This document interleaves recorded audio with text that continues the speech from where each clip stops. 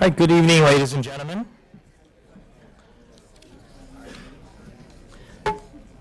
City Council is reconvening from closed session, and so what do we have to report? By the vote of 3-0, the council members, with council members Soon and Detrick being absent, the City Council authorized and directed the City Attorney's Office to defend the cases of Elk Grove Animal Rescue et al. Versus City of Elk Grove et al. Superior Court, case number 34-2019-00252674.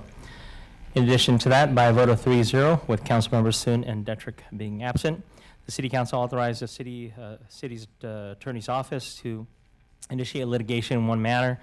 The name of the defendants and details are not subject to disclosure at this time. Once the litigation is filed, this information will be disclosed to any person upon inquiry. Please also note that City Council member Nguyen has a conflict of interest concerning the Elk Grove Police Officers Association negotiations because their husband is a police officer and members of that bargaining group, and is recusing herself from that matter. With two council members being absent this evening, and given council members Nguyen's conflict, the matter was not discussed in closed session. Right, that being the case, let's adjourn the special City Council meeting at 6:07. And it's called to order the regular City Council meeting at 6:07 p.m. Mr. Clerk, if you can read the Metro replay schedule. Thank you, Mayor. This meeting of the Elk Grove City Council will be replayed on Metro Cable Channel 14 on Friday, March 29th at 1 p.m. and Tuesday, April 2nd at noon. It is being closed captioned. It will be webcast at sacramentrocable.tv. City Council meeting videos are also archived on the city's website at elkgrovecity.org. For members of the audience who may have personal electronic devices, please place them on silent mode during the meeting. The Elk Grove City Council welcomes, appreciates, and encourages participation in the City Council meeting. City Council requests that you limit your presentation to 3 minutes per person so that all present will have time to participate. City Council reserves the right to reasonably limit the total time for public comment on any particular notice agenda item as it may deem necessary. If you wish to address the council during the meeting, please complete a blue speaker card, which can be found at the back of the room, provided to the Assistant City Clerk prior to consideration of the agenda item. Thank you, Mayor. All right, roll call, please. For the roll call, Councilmember Nguyen. Councilmember Detrick is absent. Councilmember Soon is absent. Vice Mayor Hume? Here. And Mayor Lee. I am here. And next item. That'll take us on to the Pledge of Allegiance. All right, let's pick on Captain Albright. I think I see you back there. Why don't you lead us to the pledge, sir? Please stand and hand over your heart. I pledge allegiance to the flag of the United States of America and to the republic which stands one nation under God, indivisible, with liberty and justice for all.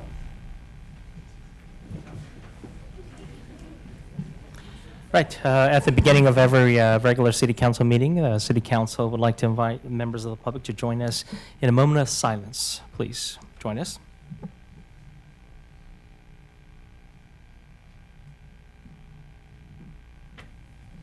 Thank you. And next item. Take us to Section 2, approval of the agenda. Okay, have an agenda, members. Mr. Mayor, I'd be willing to do this as the item comes up, but I would ask that we look at continuing items 9.4 and 9.5 until we have a full council. All right, I'll support that. Support that as well. Okay, and in regards to the rest of the agenda, you're good with Move it? approval of the remainder. Okay, got a motion? Second. Got a second? All in favor? Aye. Opposed, abstention? All right, next item. We have no closed session items under Section 3, which will take us to Section 4, our presentations and announcements, starting with item 4.1, which is a presentation of a certificate of achievement to the IR Academy 7G Purple Girls Soccer Team as the 2018-19 NorCal State Cup champions. All right. The co-chair?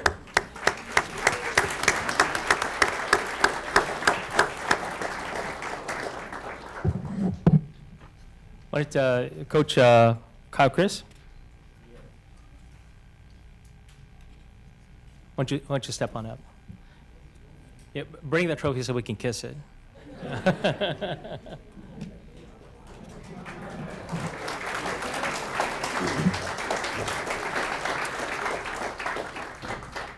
Okay, I'm gonna invite the entire City Council down for a presentation.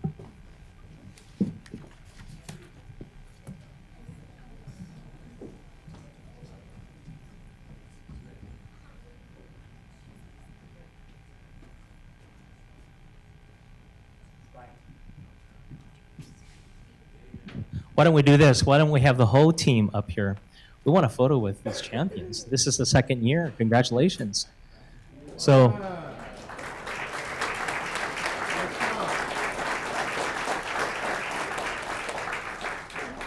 this certainly isn't new to Elko. We're filled with talented young people, and I'm just so very proud. The entire City Council have this certificate of achievement in which we'd like to present to the team. And it recognizes the team. On behalf of the Elk Grove City Council, we're pleased to congratulate Elk Grove's IR Academy 07G Purple under 11-year-old girls soccer team for winning the 2018 and 2019 North Cal State Cup Championship. We are all very proud of all the hard work and dedication displayed by the coaches, team players, and parents. Signed on this 27th day by the entire City Council. Congratulations, girls. Why don't we do this? Where are you, Coach? Let's step up so that we can actually get the certificate in the photograph as well.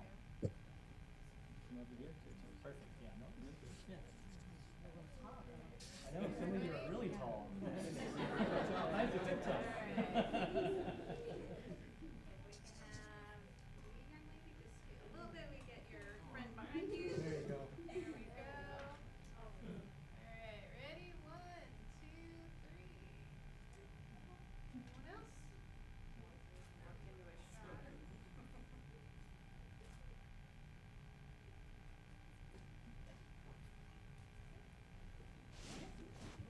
All right. Thank you very much. Congratulations. Coach, if you'd like to say something.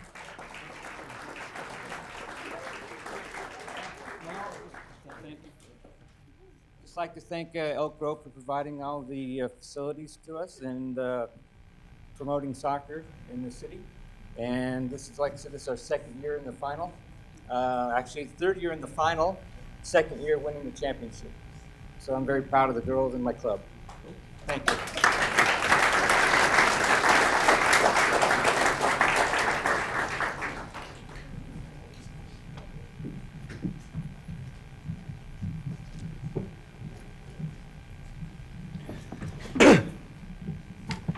Okay, next item. Next would take us to item 4.2, a presentation on the Echo Water project.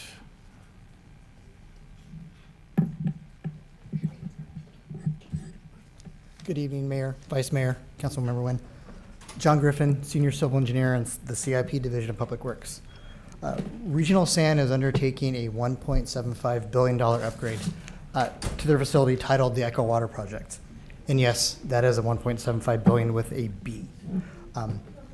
Vic Katani with Regional Sand serves as the program manager for the Echo Water Project. Vic has over 36 years of experience in the water wastewater industry with 29 and a half at Regional Sand. He is currently a Deputy Director of Operations. Previously, he was the engineering manager and was responsible for the capital improvement and rehabilitation program for the treatment plant, the interceptors, and the pump stations. Vic is here and he will provide an overview of the project, explaining why the project must be undertaken, the improvements necessary to the facility, the timeline to complete the various improvements, and the overall cost of the improvements. Good evening. Good evening. So it was a good introduction, 36 years. Sometimes I feel older than dirt. However, so I'm going to go over a little bit of background about the program and what the Echo Water Project is and what it's for. Then I'll talk about the schedule, some of the budget, and some project updates of the projects that are currently under construction. So this is Regional Sand Service Area. The Echo Water Project is located at the Sacramento Regional Wastewater Treatment Plant, just in the backyard of Elk Grove here. Regional Sand serves over 1.4 million customers in the greater Sacramento area and includes all of the various cities that you see here, including City of Elk Grove, City of West Sacramento, and then all the way up to Citrus Heights and Folsom and Rancho Cordova. So what is the Echo Water Project? Well, the regional plant, the wastewater treatment plant, operates under a discharge permit that's issued by the regional board. And in December of 2010, we received a new permit. And that permit required significantly more stringent discharge requirements. So we had to have a higher level of treatment than currently was at the plant. And the permit required us to have higher levels of removal for ammonia nitrates, as well as a reduction of pathogens in the wastewater that's treated and discharged to the river. So we received 2 compliance dates, one in May of 2021, and that's for the ammonia removal, and then a second compliance date of May 2023, and that's for the pathogen reduction. And that's going to require construction of filtration and enhanced disinfection facilities. So as soon as we got the permit in 2011 and 12, we initiated studies. These studies identified reliable treatment technologies. We decided we wanted to pilot those technologies to ensure that they would meet our permit requirements. And so we designed and built a 500,000 gallon per day pilot plant. That pilot plant validated the treatment technologies that were selected using lowest life cycle cost analysis. In February 2012, we commissioned the Program Management Office to oversee all the projects that were identified to meet these permit requirements. We started working on facilities plans and environmental documents, and by late 2014, we had an EIR certified, which allowed us to start construction on any of the early projects. So this graphic shows the just very basic flow scheme of the regional wastewater treatment plant. The top line is our current treatment process. The bottom line is the new EcoWater project. As you can see, we have influent coming in from the various cities. Goes through preliminary treatment, a primary treatment. We have currently a high purity oxygen biological process, followed by secondary treatment before it's chlorinated for disinfection and discharged to the Sacramento River. The EcoWater project will require us to essentially create or build a new biological process, and that's for the ammonia nitrate removal. So we'll keep the first 2 levels of treatment, preliminary primary treatment, followed by a new biological air-activated process. Secondary treatment, we'll have some minor upgrades to some of the pumping systems, and then a brand new filtration and disinfection system. So we can see we're actually building over half of the plant. So this is the current wastewater treatment plant site. It's located just off Franklin Boulevard near Laguna Boulevard. And this graphic shows all the projects that we have identified for the EcoWater project. So you can see we are working in essentially the whole project site. Our project site, this is about 800 acres for the process area that you see there. So these are just some project stats. The original program cost was estimated at $2.1 billion. Our current program cost has been reduced to $1.735 million. So by getting some very good bids, we were releasing construction during the recession. We were getting very good bids on our projects, and some good decision-making based on using life cycle cost analysis for the different treatment technologies allowed us to reduce the program budget. So we've identified 22 discrete projects to make up the EcoWater project. We expect, or we're seeing over $30 million each month spent for construction activities. That's $1 million a day. We expect to see about 500 workers peaking on site. That'll probably be happening this summer. We currently have about 400 to 450 workers on site each day. I'll just give you a little update about some of the schedule for the projects. This is a graphic that shows a very high-level schedule for the projects. The green bars are planning and design phases of a project. The blue and purple bars are construction and commissioning. So you can see we've moved well past the design and planning and design phases. We've actually completed 11 of our projects. 7 of the projects are currently under construction. However, you'll see some additional projects at the bottom of this chart that are still in the planning phase. However, we have started construction for all of the core projects that we need to meet the permit compliance. This is a histogram of the program cash flow. And so remember I talked about peak spending of over $30 million a month. Well, we have experienced that over the past few years.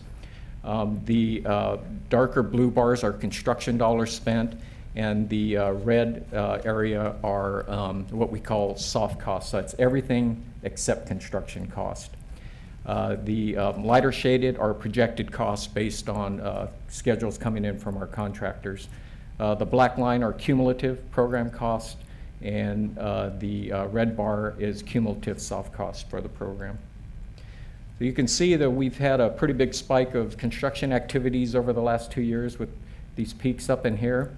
As we've completing some of our projects through this summer, the project costs will ramp down, but then we'll see an uptick in cost again. The tertiary treatment facility project started construction last year, and that's a $300 million project. So you'll see a ramp up again of expenditures in the next couple of years.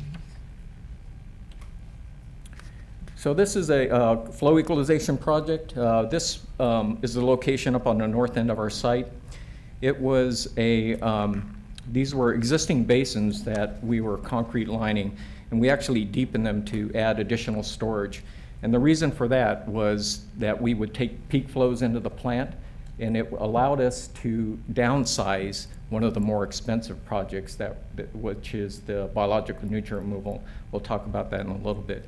But by doing this project, it allowed us to shave peak flows coming into the plant, which are up to 500 million gallons per day, and we can size one of the main processes that is much more expensive, and we sized that for 330 million gallons per day. So it saved a lot of money in infrastructure by doing that. These are the earthen basins before they are concrete lined. We have 72 acres of basins there. We excavated over 1 million cubic yards, deepening those basins to provide additional storage. So a picture of the nearly completed basins. We're testing a washdown system. That system, as we bring in store wastewater, they need to be cleaned after to empty them, and these monitors will help clean those basins. This is a photo of the completed concrete lined basins. We placed about 84,000 cubic yards of concrete into those basins. And that equates to about 140 miles of a 6-foot wide sidewalk. That's how much concrete was placed. So this shows the location of a return activated sludge project. This is one of the only projects that's in the heart of our process area. And it is connected to, the flow is connected to the biological nutrient removal project. So this project, we had to replace several of the pumps to upsize them, as well as piping and electrical equipment. So you could see the work being done there in a very tight, confined area.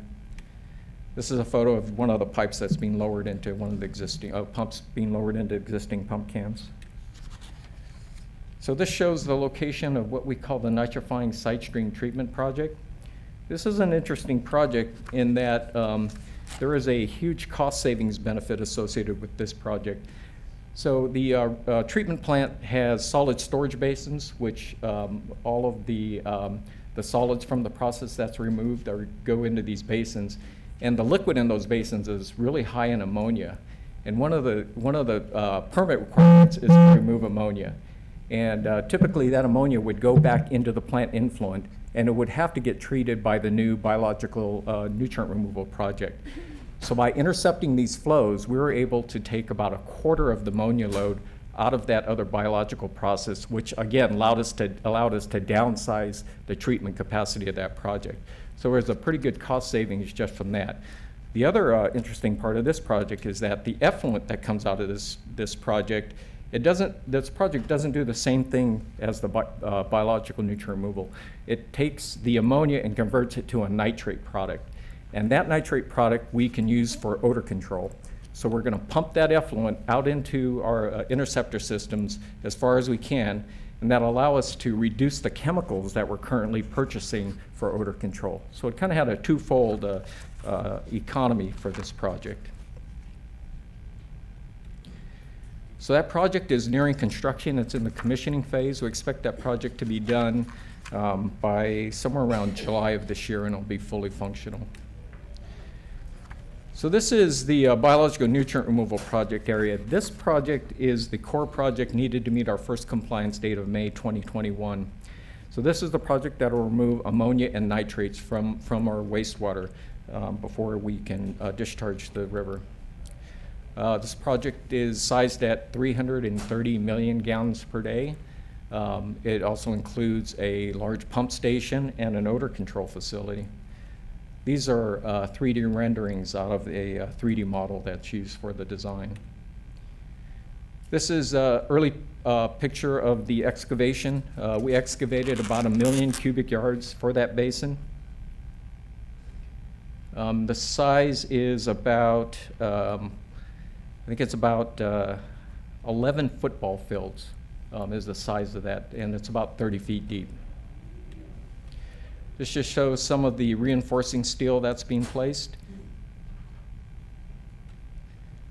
And this is a current project of the completion, so you'll see all the concrete, the walls and cells, and they are getting close to completing the concrete work on this project.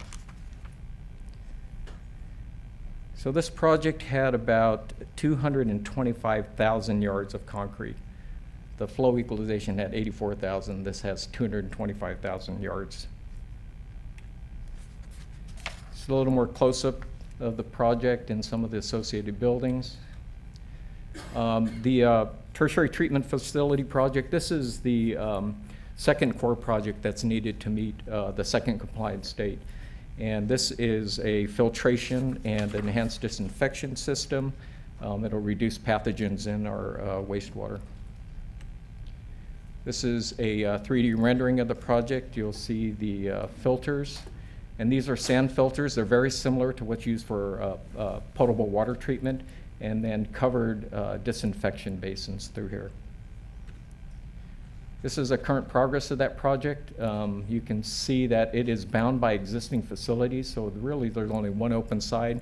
They have to be very careful about not protecting the existing facilities while they're working.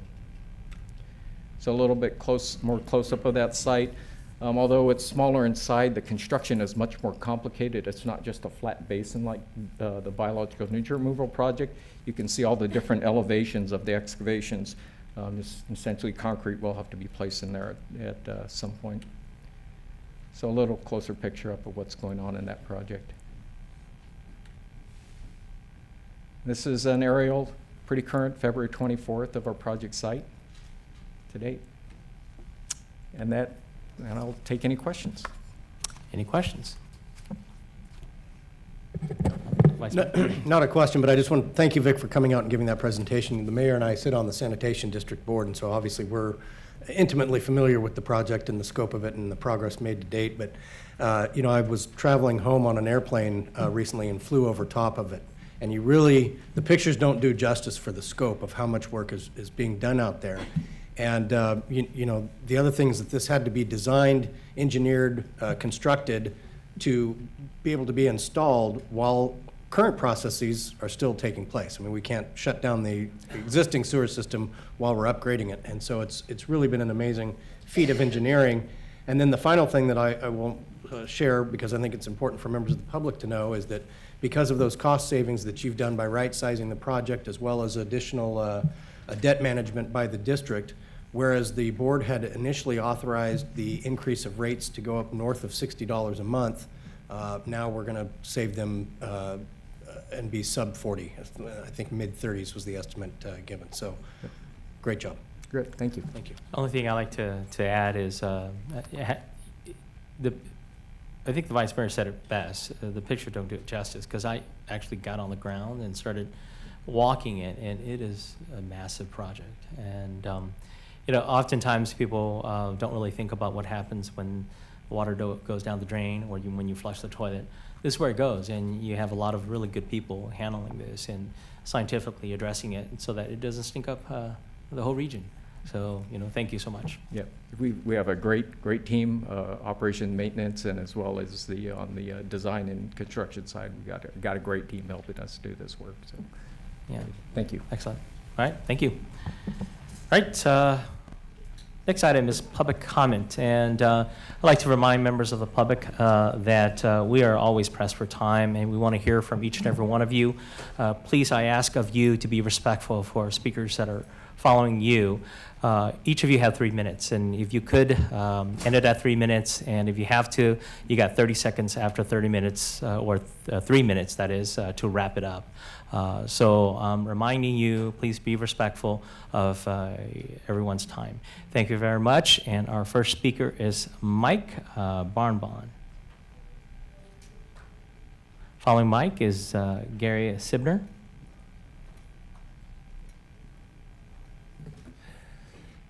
Good evening, Mayor Lee, Vice Mayor Hume, Councilmember Nguyen, staff, audience, and viewers of Metro Cable Channel 14 at home. My name is Mike Barnbaum, and first I want to apologize to the City Council. From 2 weeks ago, I was on assignment working the Big Sky Conference basketball tournament for the men and women in Boise, Idaho, and had to catch up with the item we've been frequenting here at Council via the recorded video stream, and I was able to catch up and get caught up with everything. So today I want to come and thank you for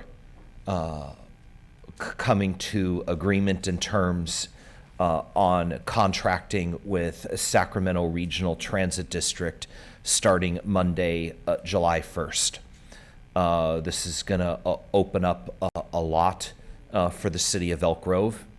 The biggest thing to keep in mind is that a larger regional transit system is best region-wide, and it looks great on a state and federal level and basis when you're going to go out and compete for very precious state and federal grants and other dollars versus every city doing every little thing on their own, particularly in the area of transit.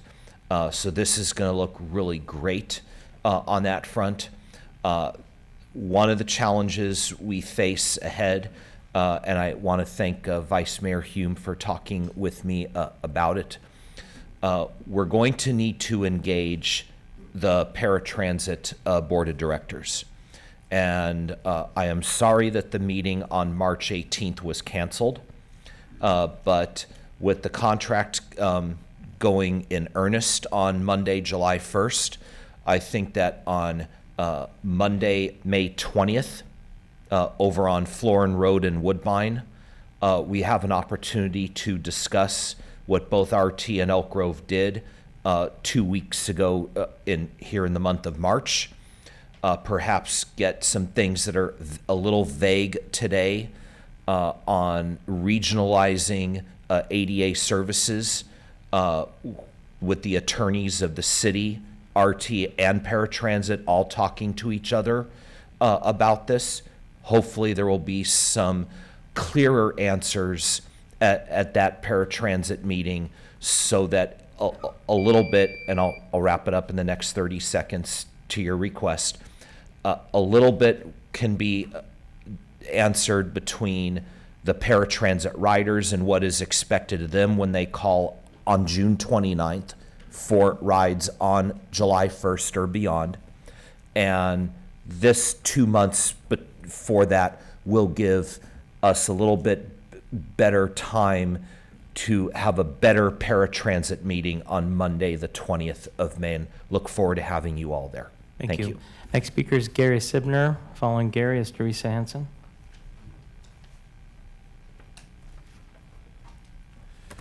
Good evening, Mr. Mayor, council members.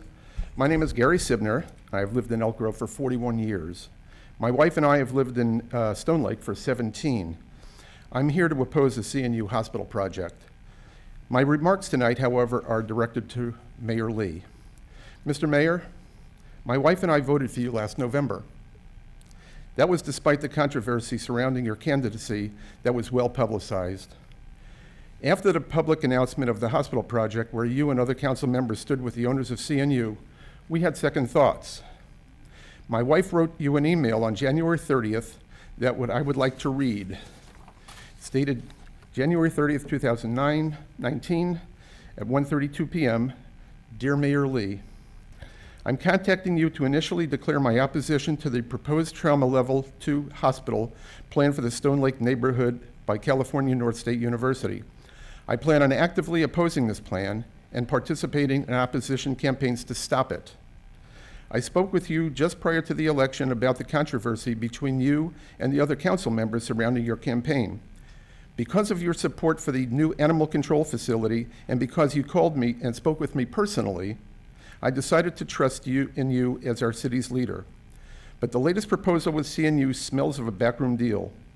There's an apparent lack of transparency in how this has been handled, which started with the misleading of the business owners in the shopping center that CNU has gobbled up. It also appears that your support for this project is all in within a very short time of CNU's announcement of their intentions and before public comment and required studies have been conducted. I would like to know when you first became aware of the proposed project and was its announcement delayed until after the election? I believe that a full explanation of your relationship with CNU, when it began, and whether you had any knowledge of the project as you were campaigning for mayor is warranted. The plans for this hospital and those who support it might have been a factor in the last election. It certainly would have influenced my vote. It's obvious this project has been in the planning stages by CNU for quite some time. Conceptual plans are not completed overnight, nor within a month. And the fact that you are holding your community volunteer appreciation event at the CNU facility is troubling in of itself. It gives the appearance that the relationship between you and CNU might be too close for you to be able to be impartial about decisions regarding the project. I hope you will reconsider your support for this project. It's just too many cons and virtually no pros in pursuing the project. Regards, Deborah Sibner, which is my wife. My wife never received the courtesy of a reply. Despite the fact that you were quite willing and able to call her and thank her for her support, you nevertheless could not muster the time and willingness to respond to her questions. These questions need to be answered, not just for my wife and myself, but for everyone. I will read them again. When did you first become aware of the hospital project? And I will wrap up. Was its announcement delayed until after the election? We need a full explanation of your relationship with CNU, when it began, and whether you had any knowledge of the project as you were campaigning. We keep talking about transparency and honesty. With all due respect, Mr. Mayor, we need that from you. Thank you. So, Mr. Sibner, I appreciate that, and I may have overlooked the email, but I apologize. I'd be happy to talk to you. In fact, I'm going to give you my personal cell phone. If you can write this down, call me. I'd be happy to sit down with you and your wife. I would love to have a pen. You know, got it? Okay. Thank you. 916-717-3827. And yeah, I'd be happy to talk to you about that, okay? Okay. All right, thank thank you, you. Mr. Mayor. And I very much appreciate that. Thank you. Sure, yeah, thank you. Our next speaker is Teresa Hansen. Following Teresa Hansen is Mark Graham. As part of her comments this evening, Ms. Hansen also submitted a video link that we can pull up. When she gives me the signal, I'll do my best to get it up there.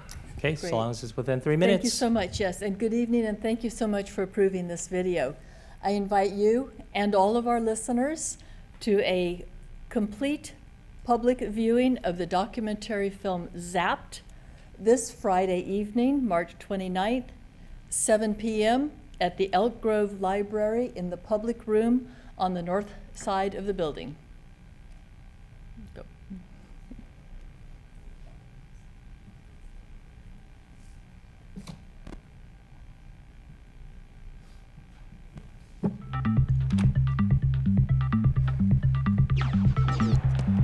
If I ask you how much more radiation does penetrate your body today compared to like 10 years ago, is it twice as much, 3 times as much? No, it's a quintillion times more. That's a 1 with 18 zeros. In France, they had some of the first adopters of Wi-Fi. Now they're recognizing that the Wi-Fi is potentially harmful to school children, so they're getting rid of it in elementary schools. Could where you carry your cell phone make you sick? Radio frequency emissions from the school's strong wireless network has triggered headaches, nosebleeds, and nausea. Smart meters are replacing the analog meters on your home. Some say such meters are making them sick. Nobody has taken into account the cumulative radiation that we are all getting, especially children. Had there been pre-market testing, cell phones never would have made it into the marketplace. The manufacturers actually tell people in the instruction manual, which I've never read, not to put the cell phone against your ear. Radio frequency radiation are in fact cancer-causing and are perhaps a cause of neurological diseases and cognitive problems and developmental problems in children. The wireless industry spends $100 million a year lobbying the Congress. So it's really hard to go up against the power of this industry, even when you have the facts on your side. We urgently need more research. We have almost no U.S.-funded research in this area. Scientists decided it was time to counter the industry claims that there is no evidence. Good evening. The World Health Organization today said cell phones are possibly carcinogenic. It puts it in the company of several other kinds of things like lead, as well as engine exhaust and chloroform. These are all things that immediately will reduce your exposure.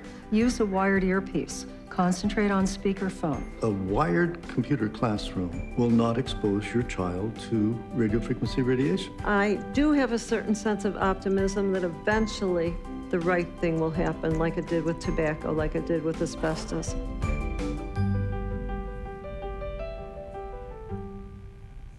Thank you so much. Again, Friday, March 29th, that's this Friday at 7 p.m. at the Elk Grove Library, the North Entrance Public Room. Thank you. Thank you. Next speaker is Mark Graham. Following Mark Graham is Alan Chase.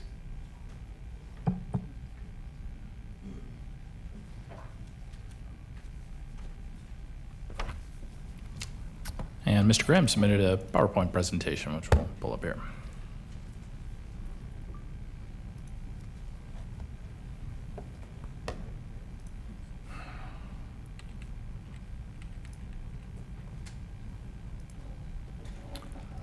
Good evening, Mayor and Council. My name is Mark Graham, and I live in Elk Grove. I'm not going to touch these things.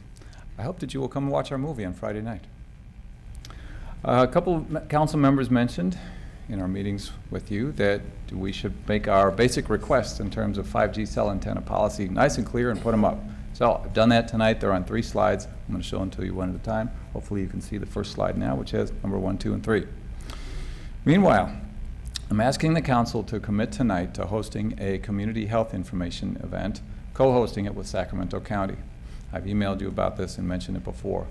This would not be a rehash of the community workshop. It would not be about what the city should or should not do regarding policy. It's simply health information.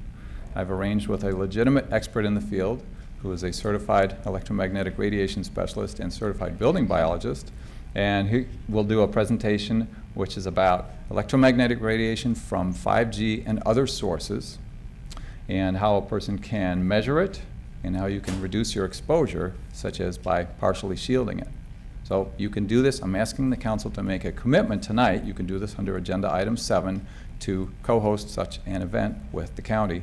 Supervisor Don Natoli is willing to do this. I talked to him at the end of February and emailed you the next day about that. All right, here's the next few of our recommendations. Also, you should have asked for, and the city attorney should have given you 1 or more briefings since September about the Federal Communications Commission's order that they adopted in September regarding the permitting of cell antennas, because that order directly affects local control and the city's powers and rights. I'm asking the council to tonight to direct the city attorney to give you a briefing on that order and its implementation schedule and how it affects the city's powers and local control. Here's what you need to know. The part of that order will go into effect on April 15th.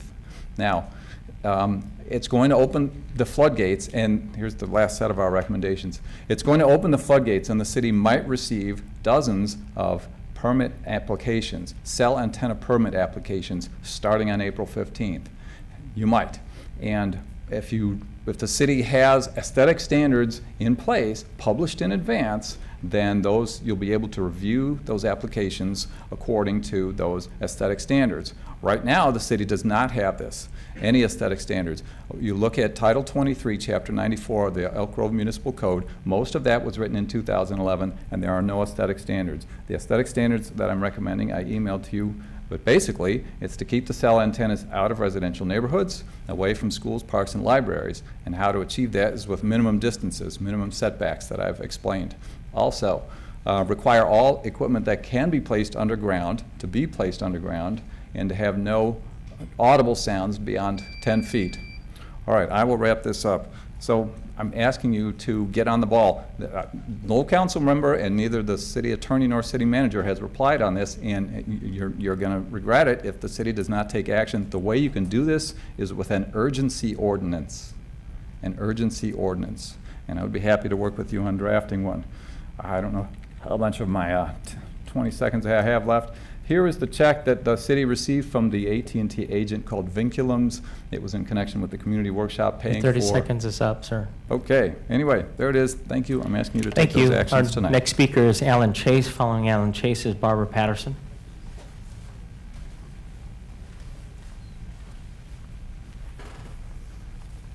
Mr. Mayor, Mr. Vice Mayor, Ms. Nguyen, good evening. My name is Alan Chase, and I've been an Elk Grove resident since 1990. I've seen this area grow exponentially since then. And I have a question for you. What do the cities of Roseville, Davis, Lodi, Folsom, Napa, Reading, and Chico all have in common? And it's a rhetorical question. The answer is they're all cities with a hospital within the city limits. Elk Grove is not in that category yet, and I'm here to support the California North State University project. My son was a graduate of the pharmacy school there, and I know that this project represents an infusion of jobs. It also represents the NIMBY concept, which is, for those not familiar, not in my backyard. There's plenty of people who are afraid of growth and the things that come with growth, and I would tell you that Elk Grove, we all know, is growing exponentially, and sometimes there's growing pains associated with that. But the reason why I'm here is because I'd like the city to consider this project in terms of supporting it, expediting as much as possible. And I'm just on record as being a neighborhood resident in favor of this project. Thank you for your time. Thank you, sir. Next speaker is Barbara Patterson. Following Barbara Patterson is Maureen Kraft.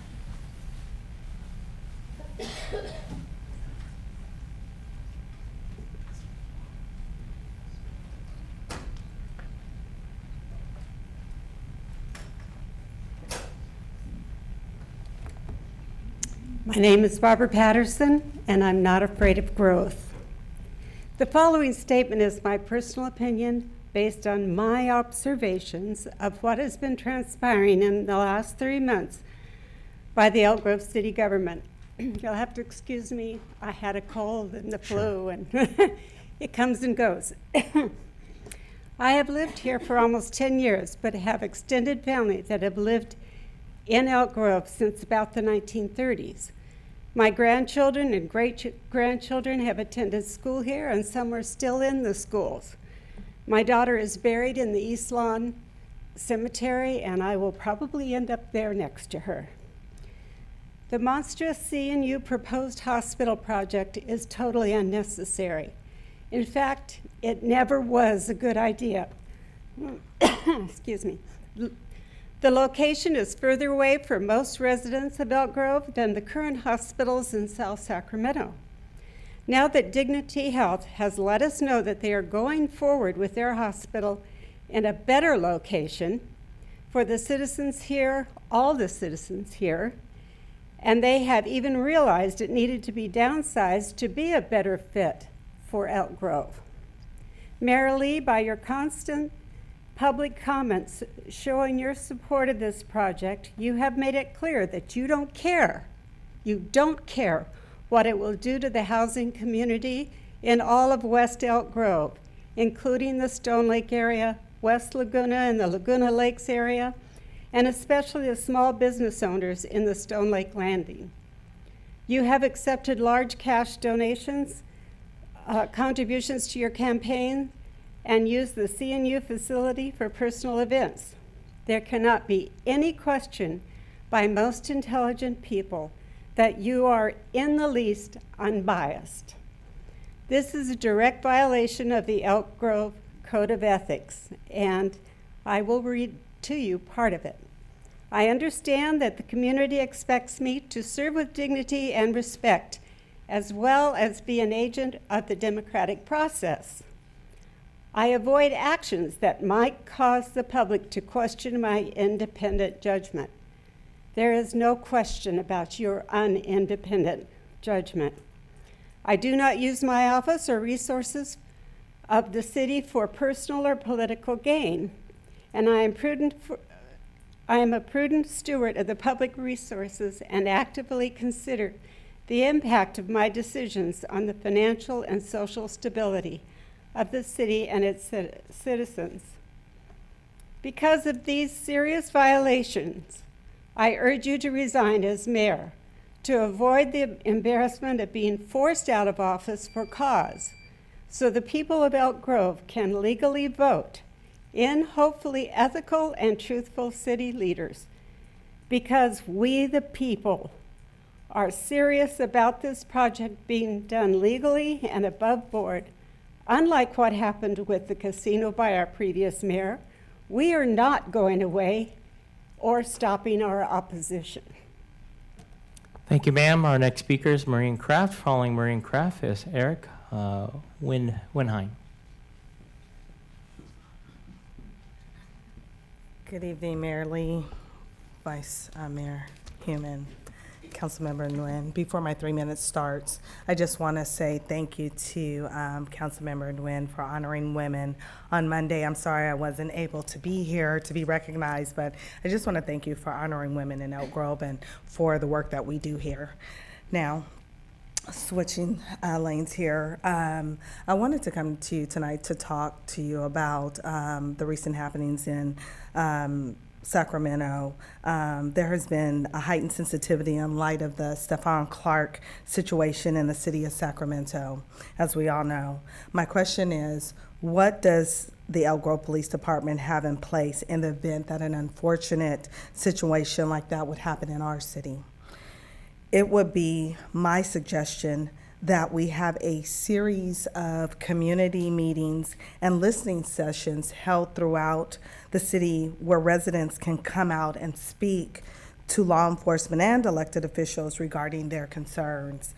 The areas that I feel we should cover are the Elk Grove Police Department's foot pursuit policy, body camera policy, and use of force policy. Just a note for transparency, those policies are on Elk Grove PD's, they're online so that we can read those, excuse me.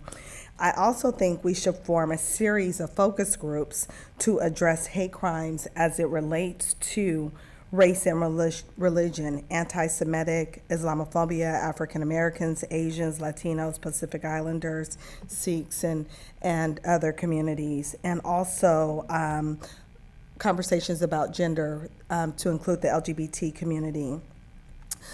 Before I presented this, I wanted to have a conversation, and I spoke with Chief Noblet, and he agrees that it would be extremely beneficial to our community to have these discussions.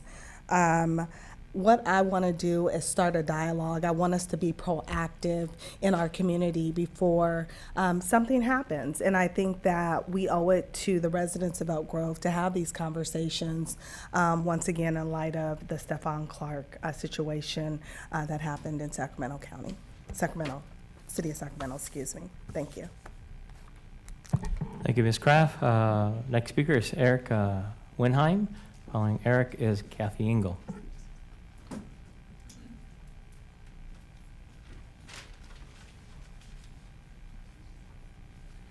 Good evening, Mayor, City Council, and staff. My name's Eric Winheim. I'm a building biologist, electromagnetic radiation specialist, and a radio frequency safety officer course graduate. I'm a building doctor. I fix buildings when people feel poorly and their doctor can't help them, they end up calling me. And my business motto is less EMF, better health, live longer. I want to talk to you today about what might be happening in your town very soon. In Sacramento, last September, hundreds of small cells and 5G antennas were installed, particularly in the pocket area where I live. It was a rush job by the city council, and between the time they announced it to the public and the time they voted on it was 1 week. Cell towers are going up within 20 or 30 feet of people's bedroom windows, and I'm getting calls from people now. In fact, here's the radio frequency compliance report of the antenna that's 30 feet outside the bedroom window of 2 small girls, age 1 and age 3, and they're hiring me to do an assessment. Now, the radio frequency radiation compliance report says it's only going to be 3,850,000 microwatts per meter squared, and don't worry, that's only 38% of what the FCC allows, called the MPE, or maximum permissible exposure. But it's 3,850 times above the building biology extreme concern range, and it's 38,500 times over the EuroPAM risk level. So if you allow these people to come in and put these things up on residential lamp poles, more people will be calling me, and I'll be coming back in here with them to show you what's happening with charts and graphs and documentation. And you may have seen me on the news in March 14th about the Ripon School cell tower where the kids are getting cancer. The parents hired me to go down there and take measurements of the school, and I had the permission of the school. And what was really amazing is this man, Mr. William Hammett, who stood here on November 28th. You paid him $3,000 from what I understand. He was intrusive, interruptive, and accusative, as close as arm's reach to me while I was doing my job for my clients. Now, this is the man that you said would be an independent expert. All I wanted to do is do my job, but this man wanted readings off of my meter before I could even write it down on my clipboard. And I'll go into that in detail with private if you want. But I think the best thing to do is you have to put something in place to keep these antennas out of residential areas, or you're going to have a storm of people coming in here with a whole variety of documentable health problems. And it'll be too late because you'll be into 10, 15, or 20-year contracts, and it'll be even harder to keep these or to get these cells out once they're installed on lamp poles. I'm available. If you'd like to talk to me, just give me a call. Thank you very much. Thank you, sir. Our next speaker is Kathy Ingo. Kathy Ingo is our next speaker. Following Kathy is Stacy Anderson.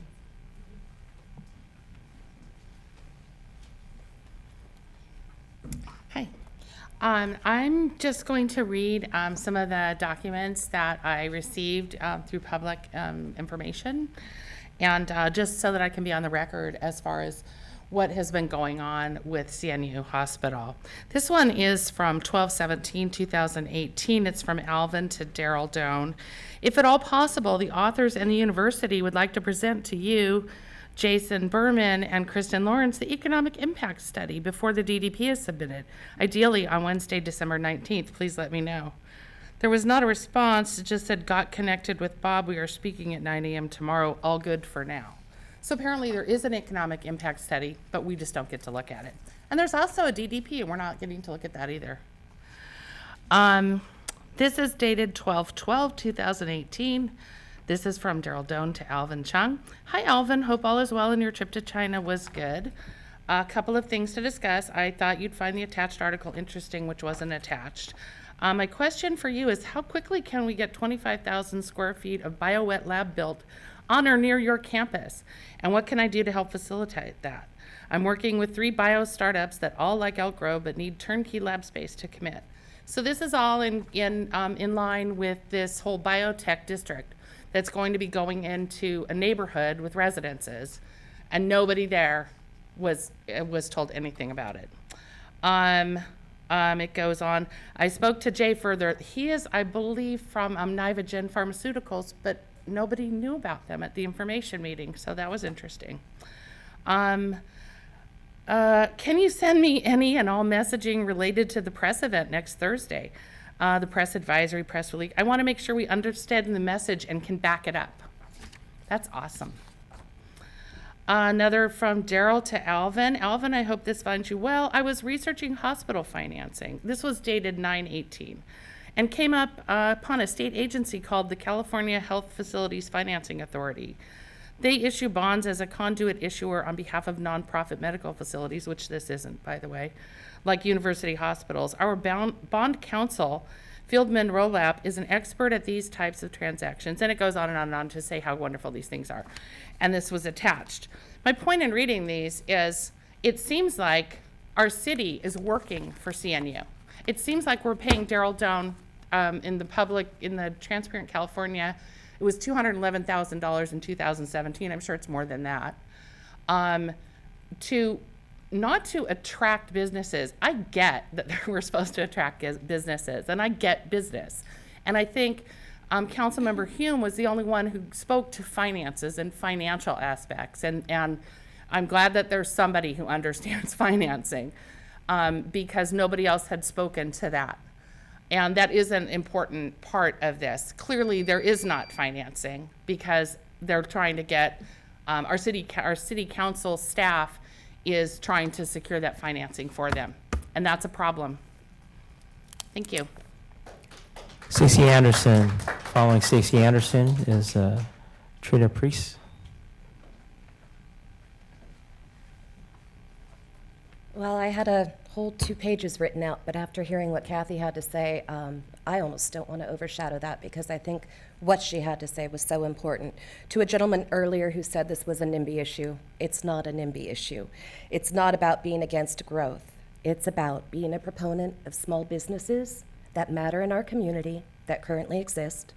It's about proper planning, and it's about actions conducted with integrity.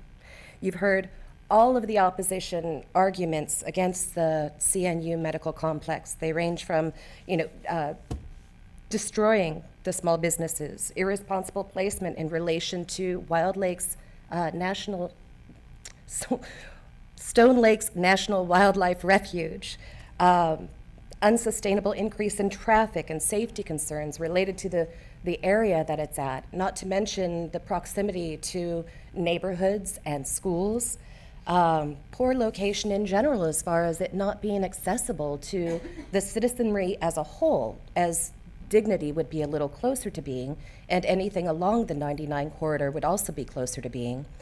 We've got the floodplain issues that we discussed a while ago, and I understand that according to the Public Works Director, if I remember correctly, 2 weeks ago at the last City Council meeting, said that the projected mitigation at this point wouldn't make a difference in the floodplain, so I believe there's going to be a report coming out on the 10th that we'll be looking at. And of course, ultimately, transparency of the process, which I don't think I could say it any better than Kathy just did.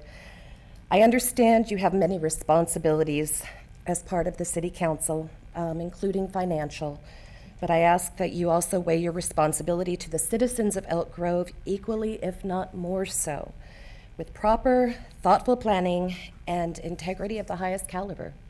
And that's what we ask of you. Thank you. Thank you. Our last speaker is Trina Priest.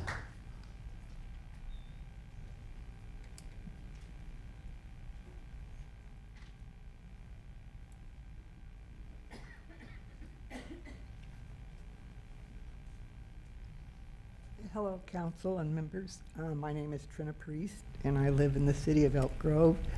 I am here to show a short video regarding fire departments and their acceptance, or should I say rejection, of cell towers near where they work. And could somebody help me with the video? Let me just pull that up for you. Okay.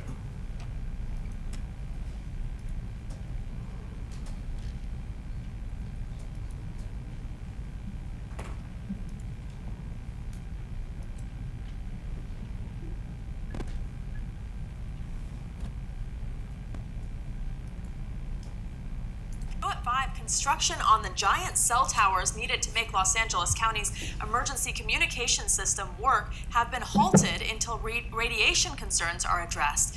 The county says the radiation would be no worse than what's given off by cordless phones.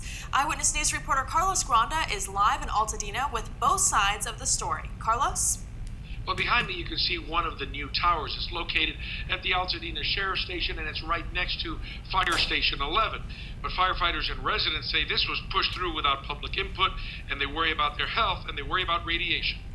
Dozens of firefighters came to the Board of Supervisors to let them know they don't want cell towers where they work.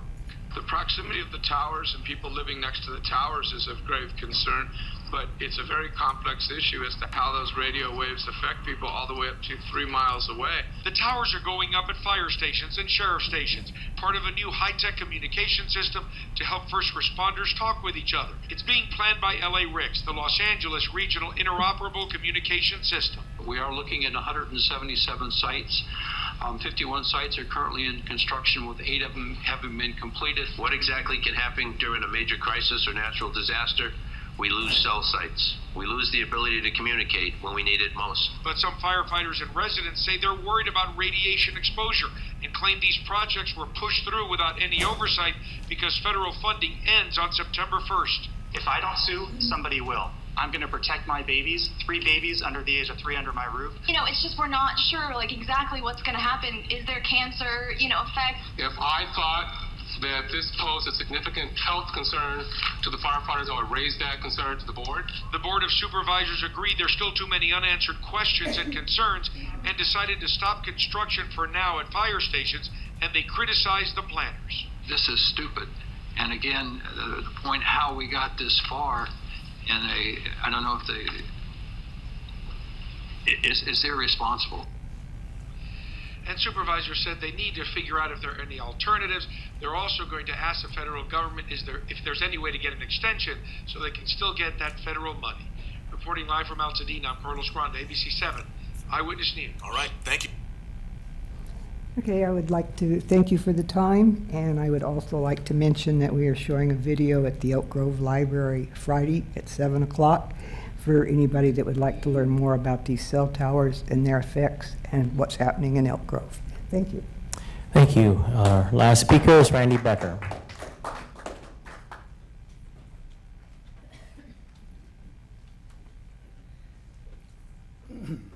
Mayor, Vice Mayor, Council Member Wynn.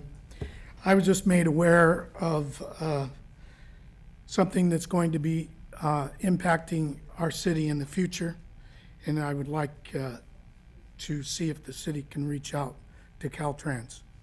It seems tomorrow night Caltrans is going to have an information meeting at the Sacramento County Public Library off of North Laguna Library in regards to the Casumas River bridges and whatever is going on that's going to happen over or under the railroad track on southbound 99.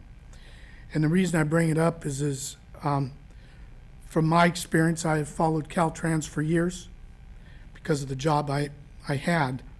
And so I'm not sure who knows what or what's been out there from the city, but this will impact our city. And I think that we need to reach out to Caltrans and come up with an information meeting in this room to inform the public of what they are looking to do or what's going to be transpiring, whether it's a short-term situation that we're going to be facing or if it's something that's a long-term situation of funding. But information gathering is what I'm looking for. So I would request that the city reach out to Caltrans and come up with a meeting so we can at least get some information. Thank you. Okay, thank you, sir. That is our last speaker, so let's move to the next item. Take us to Section 6, General Administration Information. Good evening, Mr. Mayor, Vice Mayor Hume, Councilmember Nguyen. My pleasure to present this brief report to you this evening on things going on around the city. First of all, Union Pacific Railroad has scheduled repairs to their railroad crossing on Elk Grove Florin Road between Bond Road and Sheldon Road next week. A full 24-hour road closure is scheduled for 5 days, April 1st through 5th, weather permitting. This closure will impact all northbound and southbound through traffic on Elk Grove Florin Road, including emergency pedestrian traffic. Access for property owners and businesses will be maintained. Detour signs and electronic message boards are in place to alert motorists, pedestrians, and bicyclists about the closure. The road is expected to reopen by 6 o'clock in the evening on Friday, April 5th. Also, Caltrans will begin activating all Elk Grove ramp meters for northbound 99 during the afternoon commute beginning next Tuesday, April 2nd. Ramp meters have previously been activated for the morning commute only. The new metering hours will be in effect Monday through Friday from 2 to 6 p.m. Ramp meters will be set to stay green during the afternoon hours this week to begin the transition. The Youth Commission will host their Family Fun Day event on Saturday, April 13th from noon to 4 p.m. at the Old Town Plaza. The event will include carnival games, music, food trucks, photo booth, prizes, and more. Visit the city's website for more details. Also, Mayor Lee will give the State of the City address during the Chamber's annual event tomorrow at the Falls Event Center. The city will host a live online broadcast of the mayor's speech from the city's website beginning at 12:30 p.m. And that concludes my report. I'm happy to answer any questions that the council might have. Are there any questions? There are no questions. All right. Okay. Vice Mayor, you want to go first? Sure. Thank you, Mr. Mayor. Very light report as far as meetings attended. Last Friday, I was in Stockton for the San Joaquin Joint Powers Authority meeting. Nothing to report of Elk Grove interest. And last Monday night, we had a very short meeting, Regional Transit, and that's all I have for that. With respect to future agenda items, I don't have an agenda item per se, but I'd like some information from staff. First of all, Mr. Hobbs, if you or someone in your office could send us just a brief summary of what was being referenced with respect of April 15th deadline regarding cell antenna aesthetics or siting. I can do that, sure. I'd appreciate that.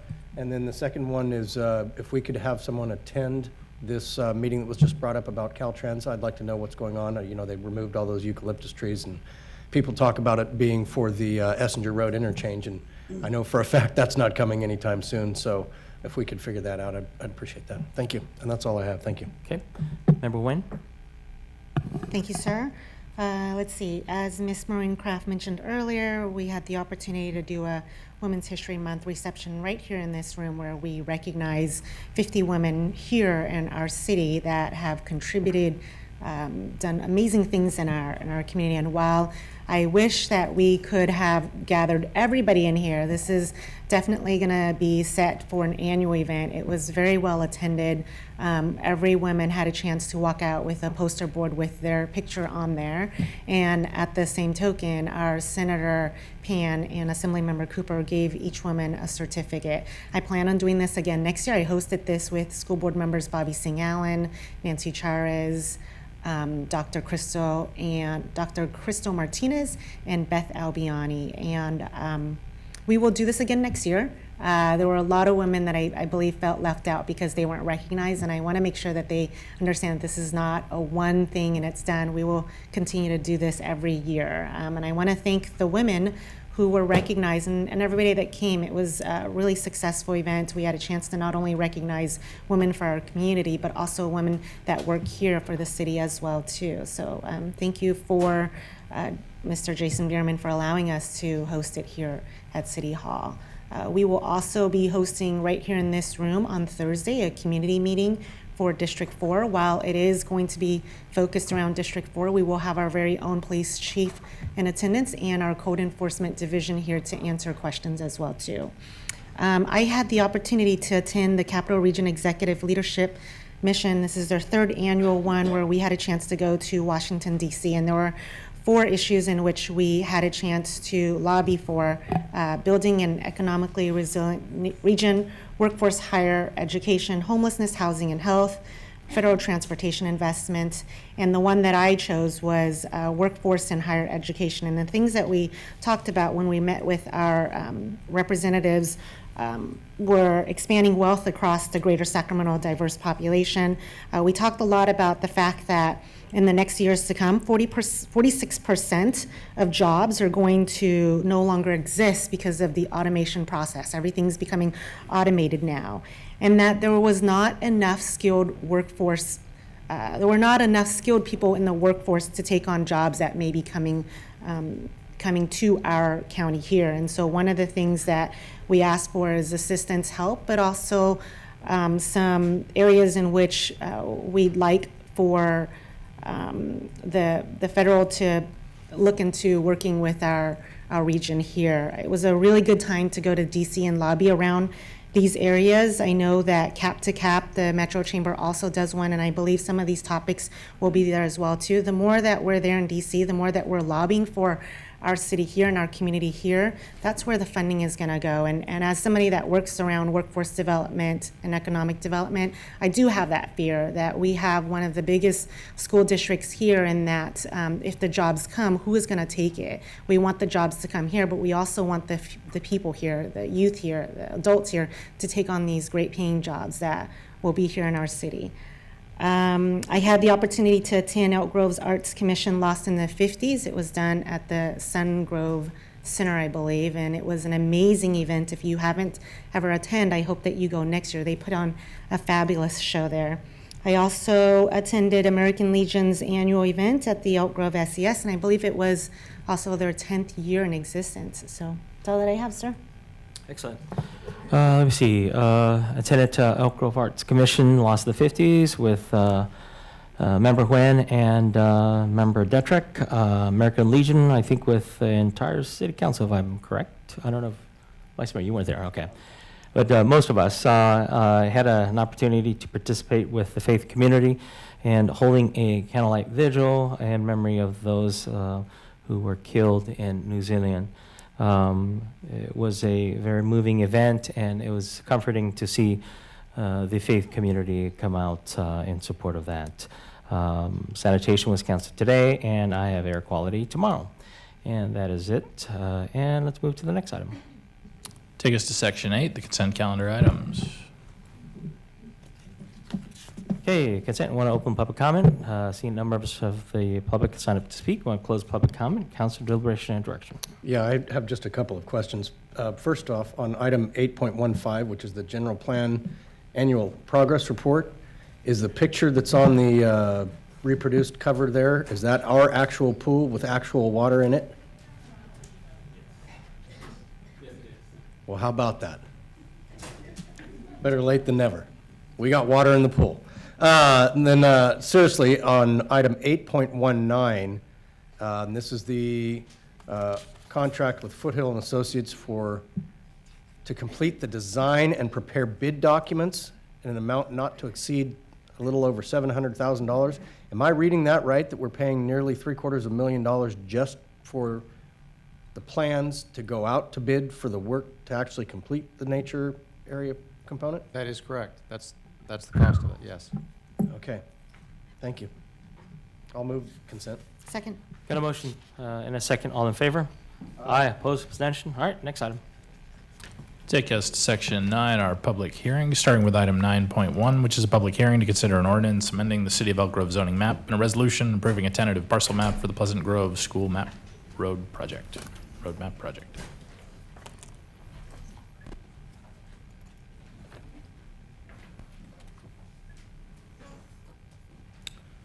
Thank you and good evening. Matt Diaz, Senior Planner, City of Elk Grove. The project before you tonight is the Pleasant Grove School Road Map, Parcel Map, and Rezone.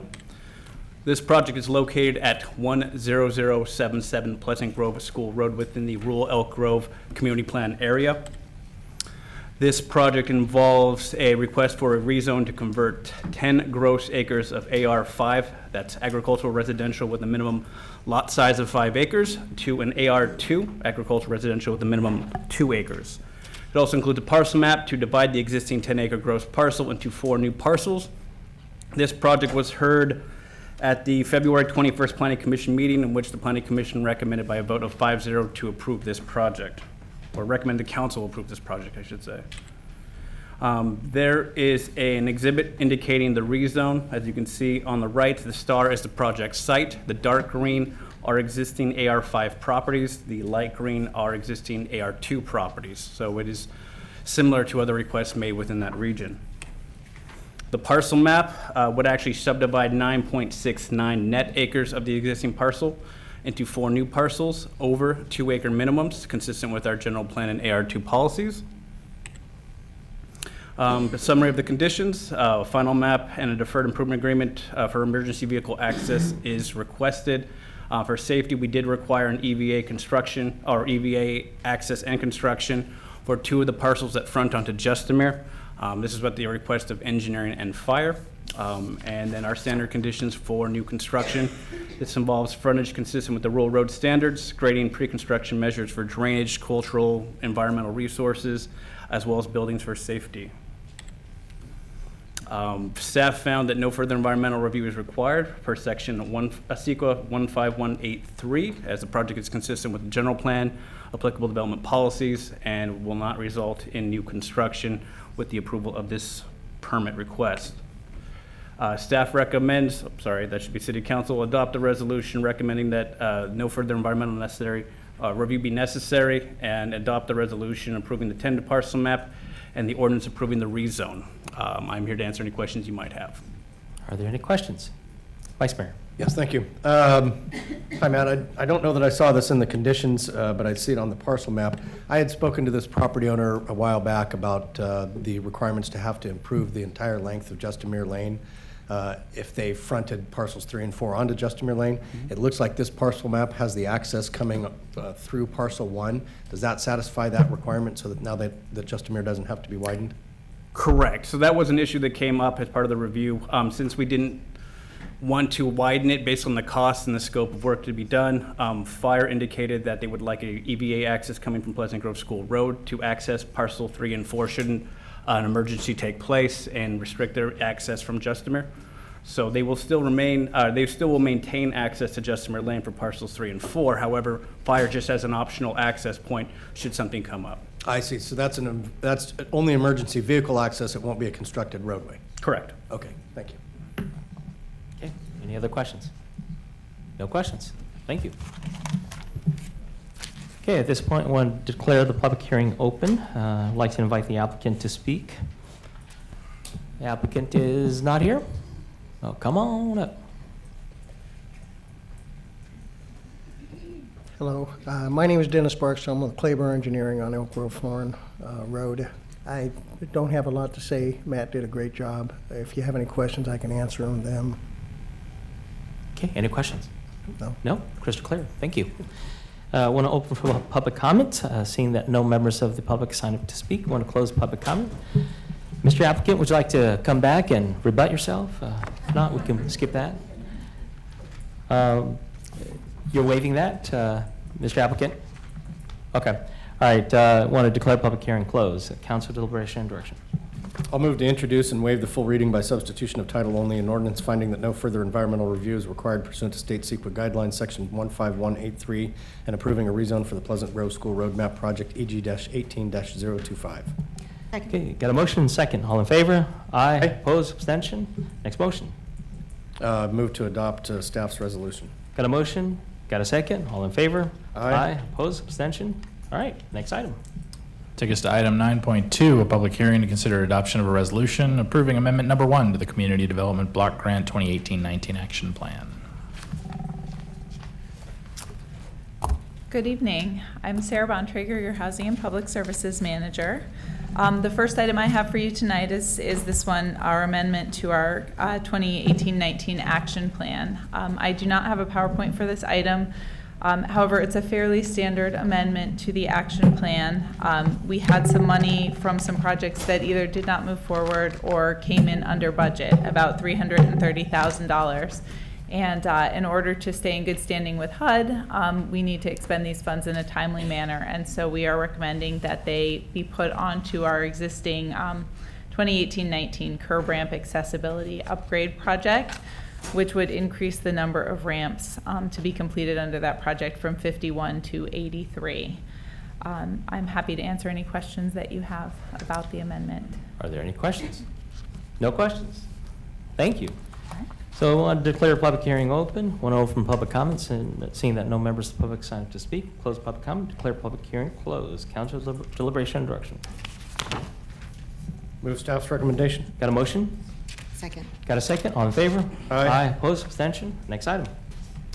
That'll take us on to item 9.3, which is a public hearing to consider the 2019-20 Community Development Block Grant and Community Service Grant funding recommendations. And I'm back. So this one I do have a brief PowerPoint for. So this is our annual discussion of how you'd like to allocate the Community Development Block Grant and the Community Service Grant funds.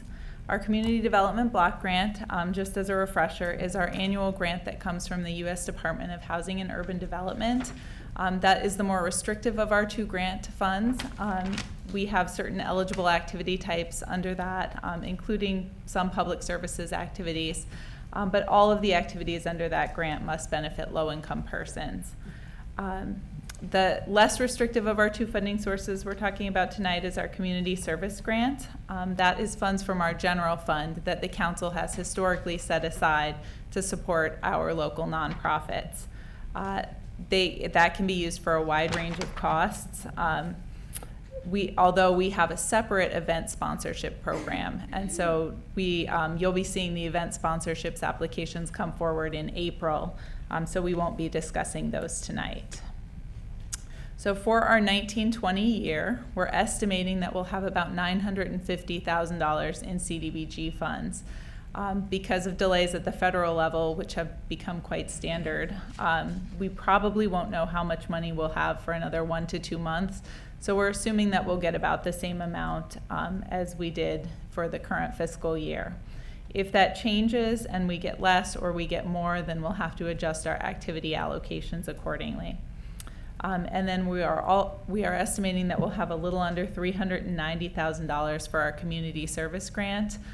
We raised the amount available for that in line with the overall revenue growth projected for the city, which I believe is about 2.6%. And just as a reminder, there is a federal prohibition against using your CDBG funds to supplant recent local government funding. So it's very hard to switch out CSG and CDBG funds for those activities that have previously received CSG funding.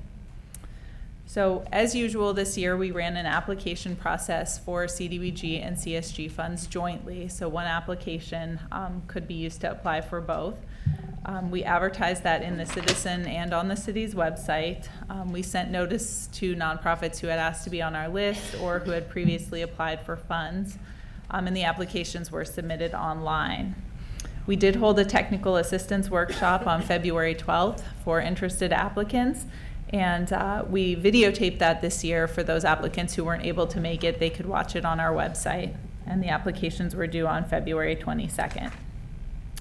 Overall, we received 32 applications from nonprofits and city departments, 30 from nonprofits and 2 from city departments for a wide variety of activities. The total requested far exceeded what we have available. We got over $2 million in requests, and we looked at the applications for a variety of factors, including what the impact would be on the community and our high-need populations. Could the applicant implement their activity in the time frame that we have available, which is 1 year? Was the budget reasonable? Does the organization have the administrative and financial capacity to implement the program? And how much match funding did they bring in kind or actual funds? So I will run through our project recommendations. You have in your packet a table that shows a little description of the projects and what they're requesting and what our recommendation is. On the capital side, we got we are recommending 2 projects. One of them is improvements to Railroad Street at about $556,000. The other is for Habitat for Humanity's Neighborhood Revitalization Program. That was funded this year, and due to some startup time on that, it's likely that they'll carry over some of their funds for next year. So we anticipated giving them new funding of about $108,000 and letting them carry over any balance that they have left from this fiscal year. The CDBG service side, and on this, the star denotes that some funding is received from the CSG side as well. So I'll highlight some of the new ones that, that you may not be as familiar with. This year we got an application from 916 Inc., which is an organization that provides creative writing workshops in elementary and middle schools and high schools actually as well. And they, at the recommended level, they'd be able to offer their program in 2 Elk Grove schools. In past years, we've funded Big Brothers Big Sisters and the Food Bank Support Works program. This year, the Support Works program will be expanding, if funded as recommended, to include a utility assistance program for the 95624 zip code, which is currently not well served by any other utility assistance program. Continuing on with funding for the Meals on Wheels program and a few Sacramento self-help housing programs. All of these are renewals. On the CSG side, again, we have several returning grantees, Alchemist CDC and Chicks in Crisis, the Food Bank and Heart, the United Methodist Church are all returning grantees. New grantees include Creator X, which runs a youth arts media and entertainment camp that's associated with David Garibaldi and Sean Sullivan, and focused on animation and new media. We also have the Elk Grove Community Garden, which is a long-standing Elk Grove institution, but they've asked us for some funding to support their operations, specifically their water costs and their portable restroom, which is ADA accessible. And then we also had the Face-to-Face Youth Group, which is looking at starting a teen talk program that brings together teens from throughout the community to talk about difficult topics and create a support forum. And we have the Hmong International Cultural Institute, which is looking for some funding to support their Saturday morning school that teaches Hmong language and culture. And then we have a second page of these, and so we are looking at continuing funding probably the final year of the planned 3-year funding cycle for Linda Mae Mayhem Lima, which does some Elk Grove history podcasts, Musical Mayhem Productions, Project Ride, the Senior Center, St. Vincent de Paul, the Teen Center, Uplift Elk Grove are all returning grantees. And then X-Hope is a new grantee, and they are looking to fund backpacks for foster youth and also senior packages for foster youth so that they can enjoy the prom, yearbook, and other typical senior class activities, as well as pay for some of the testing fees for SATs or ACT. And so those are our recommendations. Once we've gotten direction from the council on what you'd like to fund, we will move forward with releasing the draft CDBG action plan for public comment, which will run from April 8th to May 8th, at which time you will be asked to approve that action plan and will submit to HUD. On May 8th is when the allocations are formally adopted. And then the CSG allocations are adopted as a part of the approval of the city budget. So I'm happy to answer any questions that you have about the recommendations or the process. Any questions? I have a question. Can you talk a little bit about the Hmong International Culture Institute? While I appreciate culture and I want to make sure that we support culture in our community, I also understand that this grant really is meant to be just not for one specific community or population, and that we want to make sure that it is going to serve the entire community, right? My fear is just if we put this together, there's also many other cultures and languages that are being spoken here in our city, and that we may be opening this up to other community members saying that they're going to apply for grant as well to support their language schooling as well. True. Okay. So we did ask the question of the Hmong Cultural Institute as to how they would reach out to the community and try to get broader participation. They did indicate that currently all the students at their Saturday school are of Hmong descent, but that they would like to do some outreach in the community and have participation from people who are not Hmong but are interested in learning about their culture. And Mayor Lee, would you happen to know the organization and speak to? organization? That particular organization. So 4 years ago, I did have a conflict because I work for them. I no longer am affiliated with them, and I no longer use their service. So I know there's a group, and they teach at the church off of school, but that's to the extent of it. I don't know the teachers or the student that participate in it. So, yeah, I know that they provide service here, but they're Stockton based. Yeah. Okay, yeah, I would just like to see that this is something that they really do try to reach out to other community members to be there. I just don't want to start something where we start funding one community specifically for one culture, right? If you do want to fund them, we're happy to write into their contract that they need to take certain outreach steps. Mm-hmm. That'd be great. Thank you. Yeah, And I think that, you know, Councilmember Nguyen, you bring up a very good point. You know, obviously we want to be inclusive.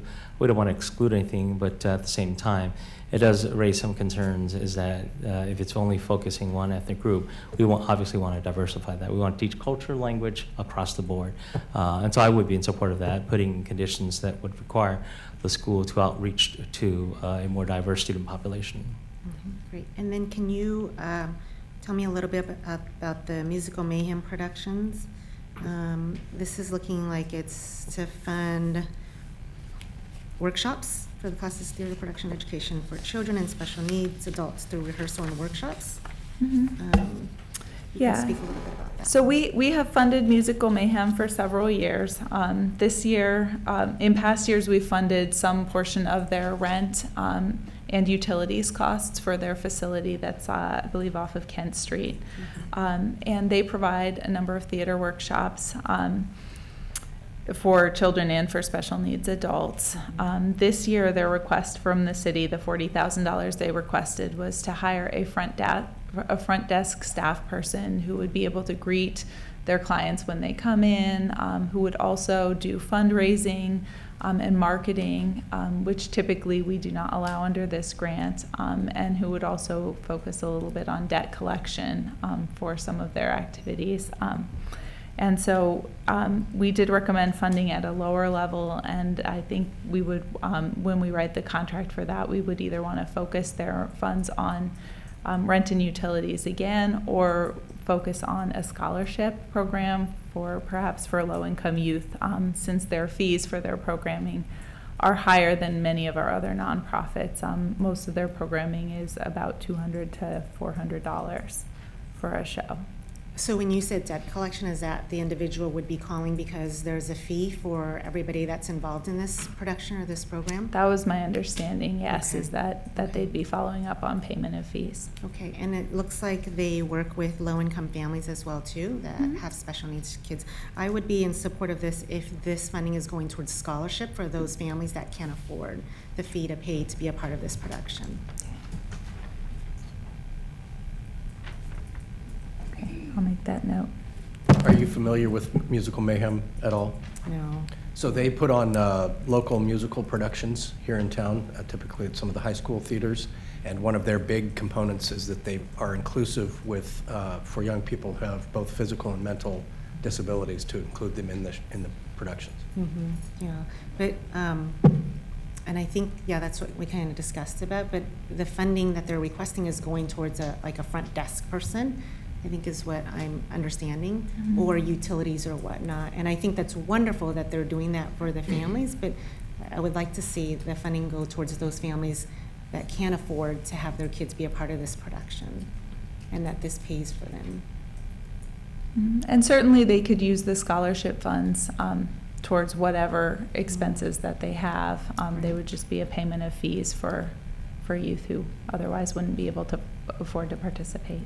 And it doesn't have to be all of it. If we can have a portion of it, that works for me as well, too.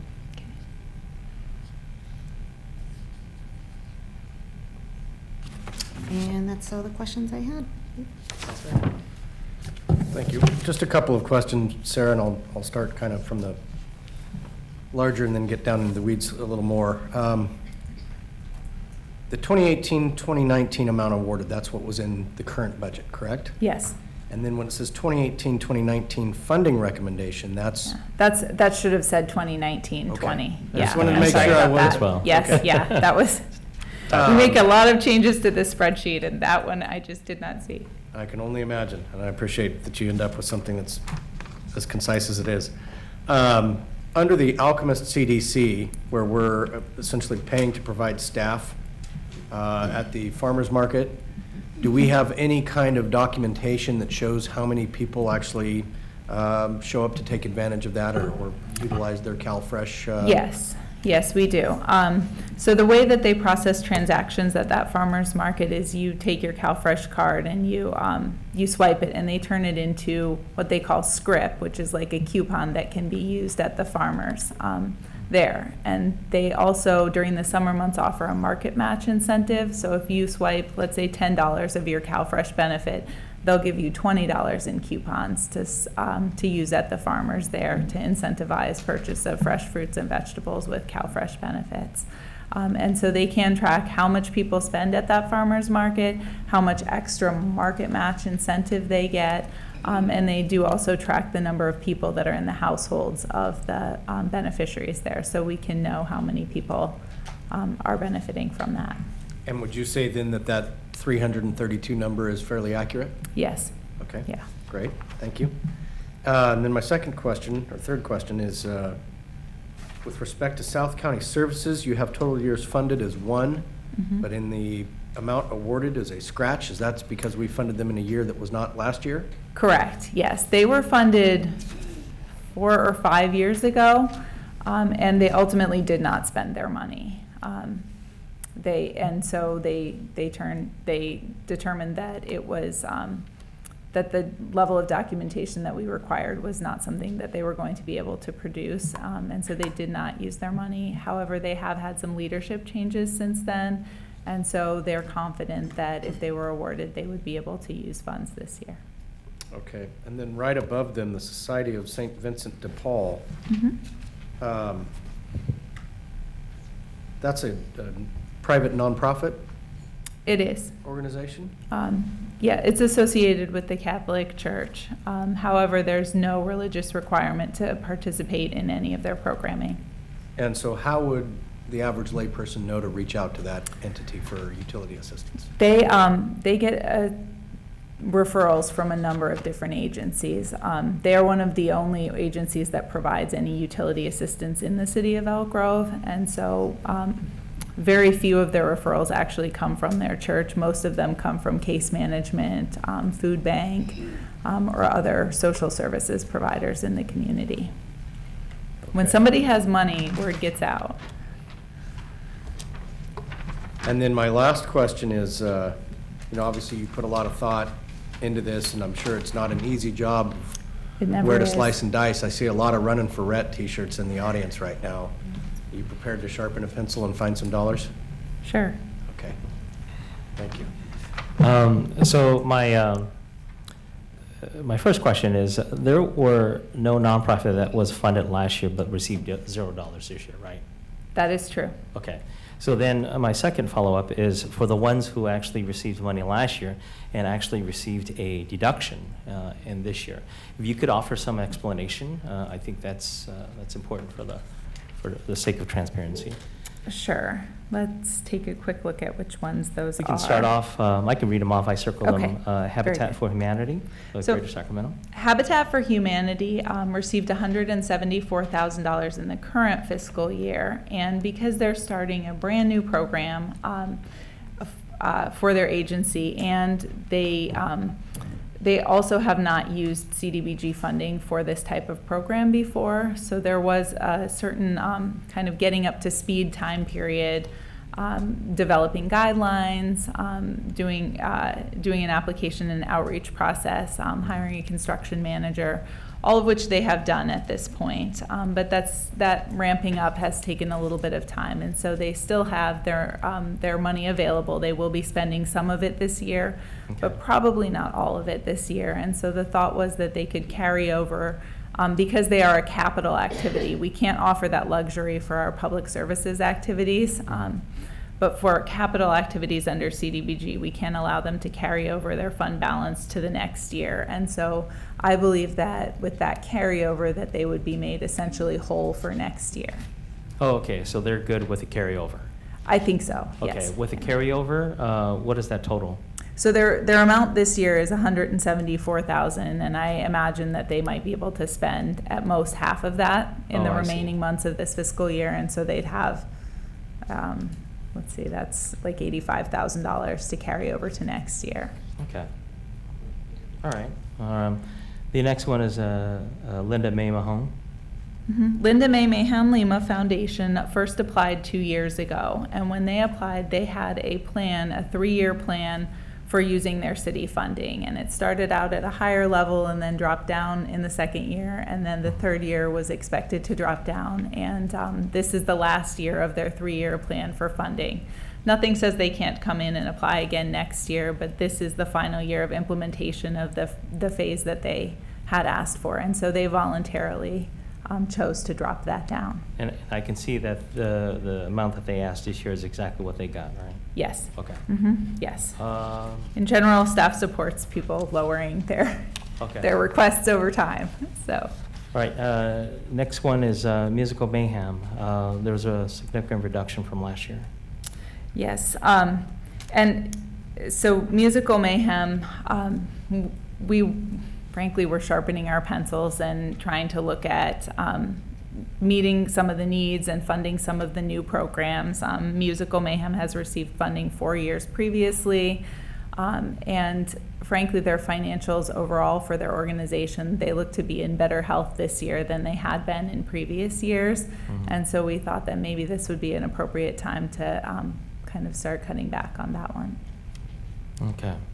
And I think you raised an issue and concern about using the money to pay for a collection staff. Yes. Yeah. Yeah. I think that would be a fairly small portion of the front desk staff person's job. I think a larger portion of that would be greeting people, answering phones, doing marketing and fundraising. But even marketing and fundraising have not been things that we have allowed to be funded under this grant. Okay.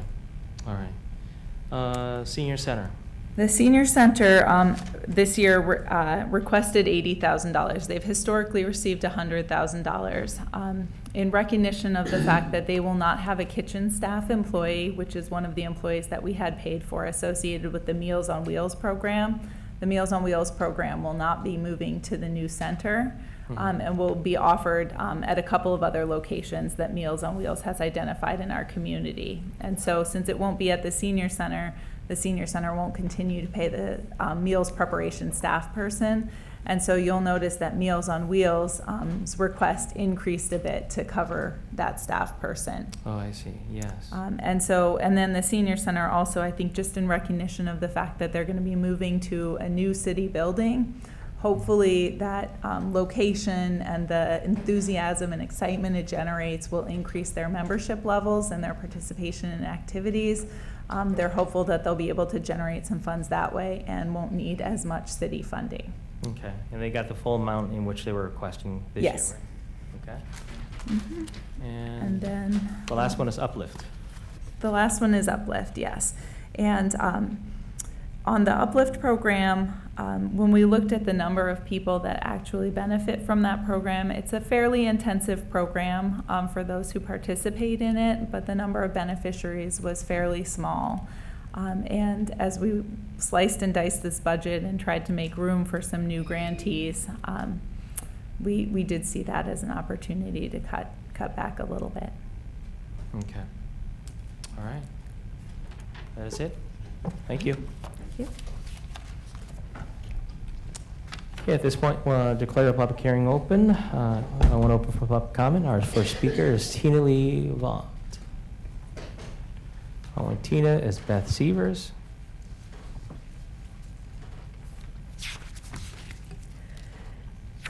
Good evening, Mayor and City Council.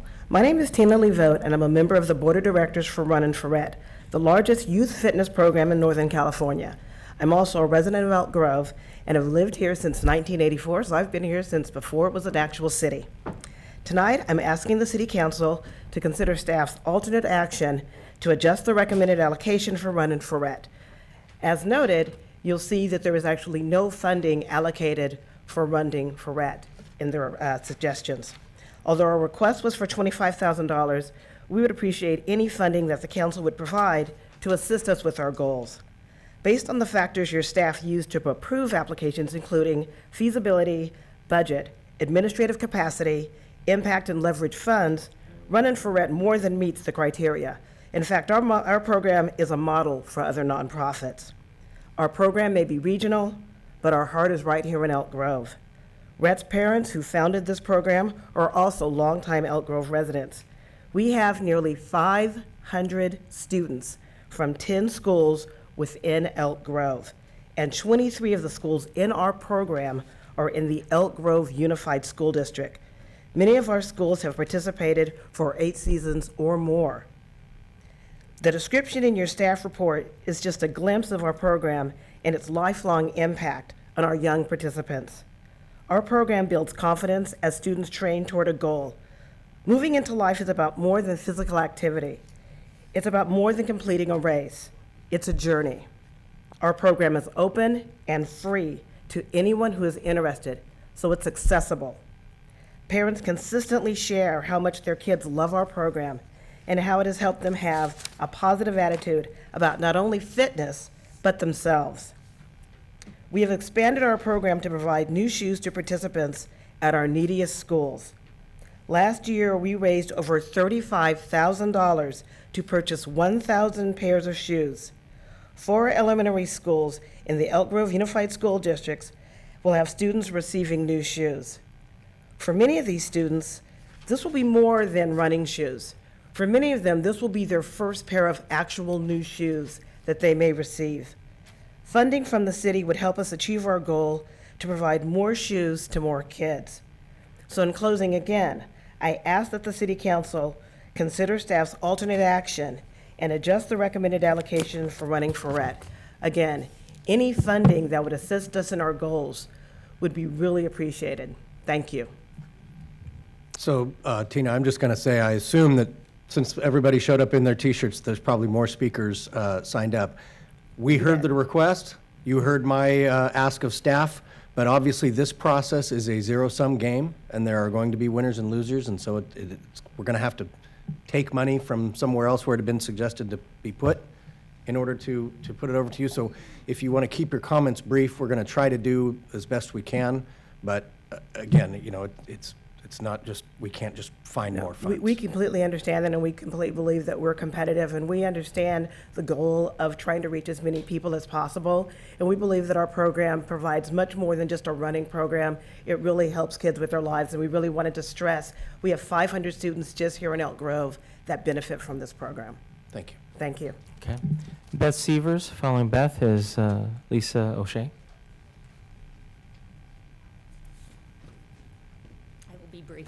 Hi, I'm Beth Severs, and I am the co-founder of the Elk Grove-based nonprofit called Running for Red. We established this nonprofit in December of 2007, and though our community grant request is to fund the youth fitness program, I wanted to share a little bit about another program that we have is the adult fitness program and how that affects Elk Grove. Running for Red nonprofit was founded in honor of my son who passed away. My son, who was born in Elk Grove, he lived in Elk Grove and he attended the Elk Grove Unified School District. And after his death, my husband and I started the adult fitness program here in Elk Grove. 4 days a week, 52 weeks a year, Elk Grove citizens meet at various Elk Grove establishments in our city. Monday nights, we meet at Dreaming Dog Brewery. Thursday nights at the Cosumnes Oaks High School track. Saturday mornings at the Original Mike's Diner, and Sundays at the Jack Hill Park. Each of these workouts have between 20 and 60 passionate Elk Grove members attend, and after each workout, these members stay and support our city's local businesses. These same adult members are the members who volunteer at the Elk Grove Unified School District elementary schools, and they help the coaches model a healthy lifestyle to our Elk Grove Youth Fitness Program children. I'm here today to ask the council to look outside the staff recommendations and support Running for Red. We need your help with funding so we can continue to reach more Elk Grove adults so that our youth continue to have healthy role models to look up to. Thank you.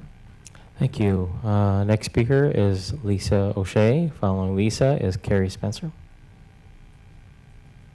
Good evening, Council. My name is Lisa O'Shea, and I am the Youth Fitness Program Director for Run and for Rhett. I just want to read a few short comments to you from some of our coaches that participate in our program, just so you kind of get a sense of what the program means to our coaches as well as our families. We have been a part of this program for several seasons. The community fully supports Run and for Rhett, and it makes a difference in the lives of our students. Many of my students who have promoted from the school have joined the track team in middle school. Others have encouraged their families to run. Our students love this program and the opportunity to run because they can. Because it is so accessible, many participate. I see the confidence in these students when they are allowed to participate. It also bridges gaps between grade levels. Our students do not have this opportunity outside of school to be part of something bigger than themselves. The students are so excited to show off their shirts and their medals to the school. Many of these kiddos do not excel in the classroom or in other activities. All of the participants are recognized and celebrated throughout the season, and again after the run. They are so proud of themselves for completing this and being a part of something so fun and powerful. Self-esteem is definitely growing in positive ways. We talk about healthy choices a lot, and doing this is taking care of oneself. We have students, parents, and teachers who are eager to participate in our program. Students have participated in the Youth Fitness Program, have done well in the 5th grade fitness gram.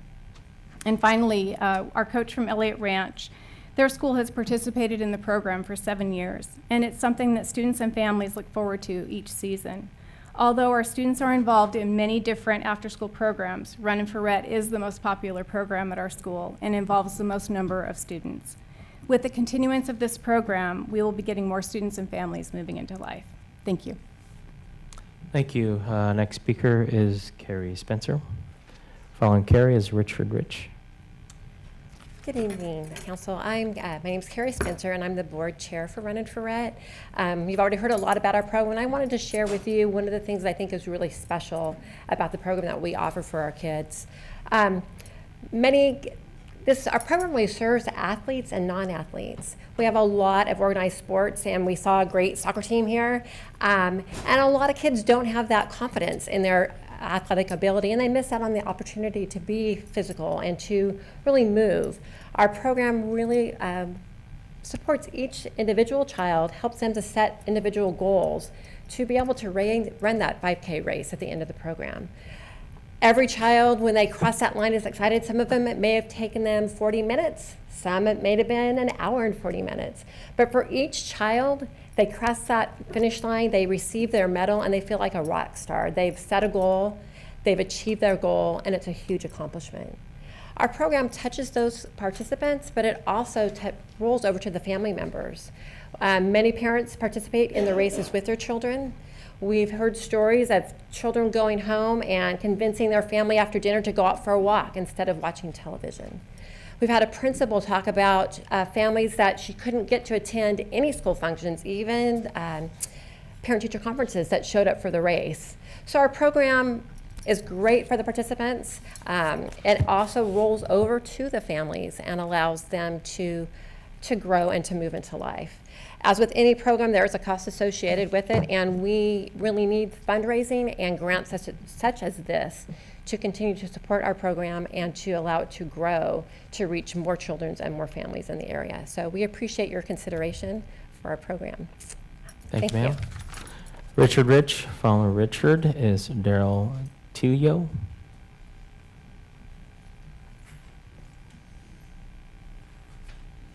Good evening. My name is Richard Rich. I have lived in Elk Grove for 36 years, and I'm a longtime volunteer with Habitat for Humanity of Greater Sacramento. I am here as a representative of Habitat for Humanity of Greater Sacramento and as an Elk Grove constituent who has witnessed firsthand the impact Habitat of Greater Sacramento's repair program has on the low-income homeowners, seniors, and veterans it benefits.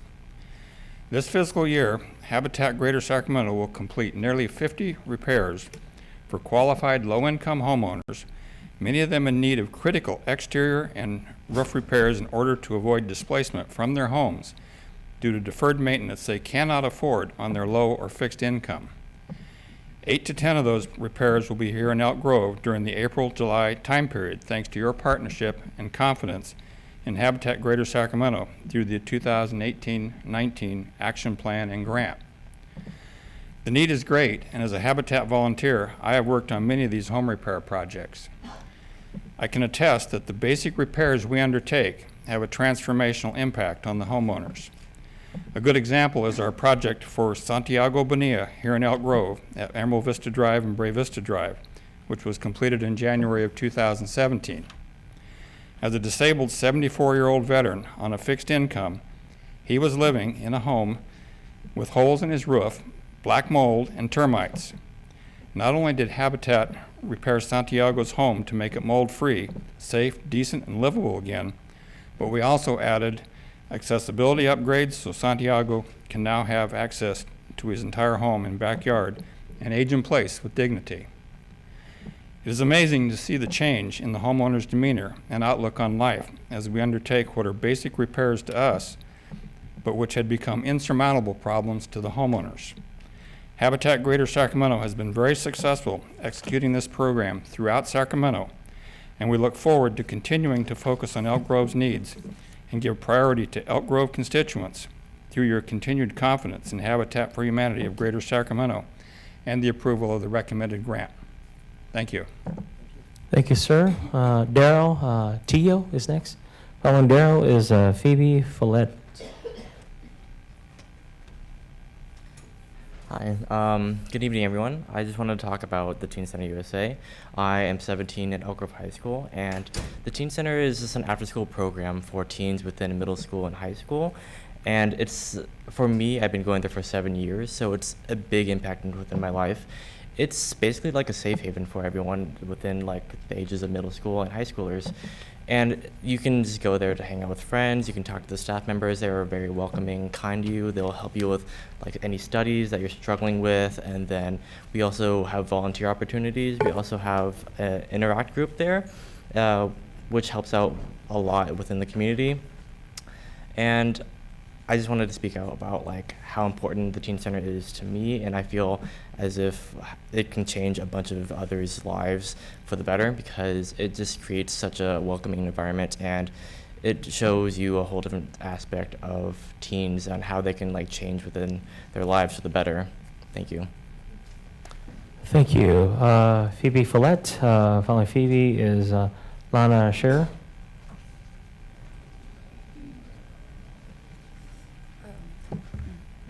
Good evening, City Council. My name is Phoebe, and I go to the Teen Center after school. And I'd like to thank you for giving me the opportunity to speak on how it's impacted my life. Most people think of it as just a place that kids go to after school, but for us who actually go there, it's a bit more deep than that. Personally, while there, I've met so many people who have impacted my life. I started going at the beginning of my freshman year of high school, and through the Teen Center, I've met some of my closest friends. Daryl, who just spoke, is one of them. He's helped me through countless hard times, made me laugh harder than I've ever thought possible, and I value him being in my life so very much. As well as Daryl, through coming to the Teen Center, I've met the executive director, Goldine, who's here tonight. She's basically adopted me and a couple of my close friends who spend pretty much every day she is there in her office with her. She's another mother figure to me and many of the other teens who go there, and she's taught me so many lessons in the time that I've known her. From everything from like friends to family to dealing with general stress to having questions about religion, like literally anything, I can go to Goldine and she'll help me through it. Without the Teen Center, I never would have met some of these amazing people in my life, and I thank you very much for considering supporting the Teen Center, and I hope you have a good night. Thank you. Okay, thank you. Lana Scherer. Following Lana is Deborah Williams. Good evening, Mayor, Vice Mayor, and council members and staff. My name is Lana Scherer, and I'm a local business owner in Elk Grove, and I'm the very proud parent of a theater kid who attends MMP, Musical Mayhem Productions. He's been there since he was 8 years old, and he's now 14. Musical Mayhem Production is a fabulous place for the youth of our community. They serve over 900 kids in Elk Grove. And as I look at the other organizations that are all wonderful organizations as well and for worthy causes, MMP Out of the 32 organizations seeking funding, MMP serves more people than only 4 other organizations on that list. That's a lot of kids. And first and foremost, the owners, Bryce McDill and Anne Marie Pringle, wanted to extend their sincere gratitude for the funding that you have provided to their organization over the years. They simply could not do it without you. They really appreciate that. MMP provides education for local youth in Elk Grove in theater and arts, and also brings exposure to our community to the arts through the plays that they offer throughout the year. Of the 900 kids that they serve, they're of the ages between 4 and 21. They participate in the productions, and we provide an immersive experience. We intentionally strive to be all-inclusive, so we serve students from all backgrounds, diverse races, religions, sexual orientation, gender identities, as well as special needs. It's a very inclusive organization. We also provide school theater to the local schools, the after-school programs, and MMP always serves as a source of materials, props, costumes that are available to the public schools for their use in their own productions. It serves as an invaluable resource for our community to enrich our youth by expanding creativity and brain function, increase social skills, enhances confidence, and provides a safe and fun environment for our youth to experience theater and to bring the joy of theater to our community. I don't know if you've been to an MMP production or not, but if not, please come. Rent starts on April 11th. That's our next production, and it runs for 2 weekends in a row. So please join us. It's going to be fabulous. It's the junior version of Rent. If you're familiar with Rent, I can't wait to see how they made it into a junior production. Last but not least, our local program did receive national recognition at the 2019 Junior Theater Festival in Atlanta, Georgia in January. I was very privileged to be able to attend. That's where 6,000 theater kids gather together to celebrate theater, and there's educational conferences, and they perform. So they won the award for excellence in acting at that theater conference. It's a national award, and it's pretty special. So not only do they provide a wonderful resource, they're really good at it, and these kids are learning really amazing skills. I did want to answer a question about the purpose of the funding, is that we only have 2 full-time employees, that's Anne Marie and Bryce. We serve over 900 kids. We desperately do need an administrative staff person just for the sheer number of kids that we have, and also to promote the shows. The collection of debt is a very small portion of what the administrative duties would be. I'm happy to answer any other questions about that portion and what the funds are targeted to, if you'd like. Okay, thank you. Our next speaker. Thank you. Sorry, your time's up. Is Deborah Williams. Following Deborah is Fatima Martinez. Deborah Williams, going once, twice. Fatima Martinez is our speaker. Following Fatima is David Morikawa. Good evening, Mayor, Vice Mayor, and council members. My name is Fatima Martinez, and I'm the Director of Housing Services at Sacramento Self-Help Housing. With the ongoing and continued support of the City of Elk Grove, we've been able to provide housing and location services, transitional housing, and renters helpline services for needy family members, individuals, and singles in Elk Grove. We appreciate your continued support and look forward to continuing our ongoing services to the Elk Grove community. Thank you. Thank you. David Morikawa. Following David is Justin Self. Good evening. This is David Morikawa. I'm with Meals on Wheels by ACC, and we look forward to serving your seniors here again for another year. We will be serving a minimum of 248 seniors, providing over 20,000 meals during the year. Not just the meals that matters, but we also provide the nutrition education, the valuable safety net services, social engagement, as well as casework services. And so you're providing much more than a meal. And we're also adding supplemental food items, snack bags, salads, and everything else that's supplemental food items for our homebound seniors. Thank you very much. Okay, thank you. Justin Self is our speaker. Justin Self. Following Justin is Mark Hedlund. Good evening, council members. Thank you so much to yourselves and staff for your work on this, I'm sure, long-standing grant process that does not go by quickly, both in this meeting and before. I'm going to work to be brief, but I just wanted to let you know how much we appreciate the opportunity to participate in this program for the first time next year. We work with low-income, at-risk, and underserved youth across the Sacramento region and in Elk Grove to transform them into published authors. And in doing so, to help them get confidence in their own voices and see the value in what they have to say and the value of what others have to say around them. We provide multi-session workshops in schools and with community partners across the region. And through this grant, we'll be doing so in 2 schools, specifically in Elk Grove. This is not our first time serving Elk Grove residents, but it does provide a really critical foothold for us to grow our presence here in this city. And that's one of the things we're extremely excited about. We consistently get requests from schools and local community partners to reach the students here. We haven't found the grant opportunities to do it. So this is really unique for us.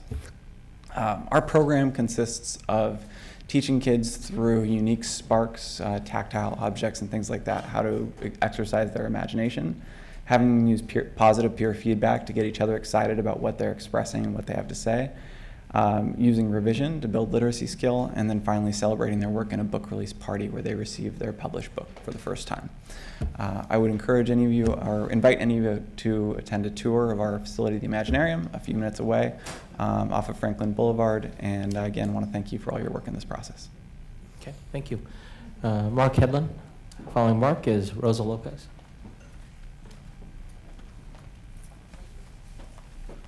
Good evening, Mr. Mayor, council members. I am a board member of Elk Grove Heart, but I'm here tonight representing Uplift People of Elk Grove, of which I am the board president. We're a relatively new nonprofit. This is our 2nd full year, and as has been noted, our numbers are not real big, but this is a very intense program where we work with people to help them break the cycle of poverty. We've had some great success stories just in our first year, and we're looking forward to many more of them. The thing about our program, number one, we have weekly community meals where we have our meetings. That and all the other services that we provide for these families are free. There is no charge for anything. We ask that they commit for a couple of years to this program. They go through a 15 to 18 week curriculum where they learn basic life skills, and most importantly, we develop relationships and community between socioeconomic and class lines for these folks. One of our clients who not too long ago was basically couch surfing with her 2 kids, did not have a home. She found housing. When she first came to our program, she didn't really want to make eye contact. She had very low self-confidence and self-esteem. She was having some problems with her teenage daughter, who was being rebellious at the time, and her 10 or 11-year-old son was failing in school, and he was also very shy. We have seen the whole family come out of their shell. She has gotten stabilized housing. She has she got her business license and has now started her own business cleaning houses. And she basically has more clients than she can handle right now. Her son's grades have improved. His demeanor and his attitude about life and school has improved dramatically. One of her friends spoke to our program director, her friend who is in the real estate business, and said that she has seen a 180-degree turnaround with this mother, and she attributes all of that to the Uplift program because it's done that much for her. A couple of weeks ago, one of our other clients, a single mom, came up to a few of us after the meeting and said, you know, this is the first time in my entire life that I've had strong support and healthy relationships with male role models. She's never had that in her life before, but she has gotten that through this program. So those are just a couple of our success stories. Again, we work very closely with Heart and with Food Bank to try and help folks break that cycle of poverty, and we're the only program like it in the city. And we certainly understand that you're trying to spread the wealth with funding. We understand that, we appreciate that, and we do appreciate you funding us for the 2nd year. Thanks. Mark, I just want to say I appreciate you pointing out sort of the small amount of clients that this money would be serving, and that's a good thing, right? We don't want to grow that number. We want to see that number diminish. And it reminds me of the story of the young person and the old man who are walking along a beach, and a bunch of starfish have washed up on the beach, and the old man's throwing them back into the ocean, and the kid says, you know, look, there's thousands of starfish. How do you think you're going to make a difference? And he reaches down, picks one up, and throws it back in the ocean and says, I just made a difference to that one. That's our philosophy. And, Exactly. you know, so who knows what you may be prevented or changed or encouraged in those young kids as they're growing up by helping that family get stabilized. So If we can help the family break that cycle of poverty, we are also helping the children break out of the only way that they've known. And poverty, generational poverty, goes from generation to generation. That's why it's called generational poverty. So if we can break that cycle, it has benefits all the way down the road. Amen. Thanks, Matt. Thank you, Mark. Rosa Lopez?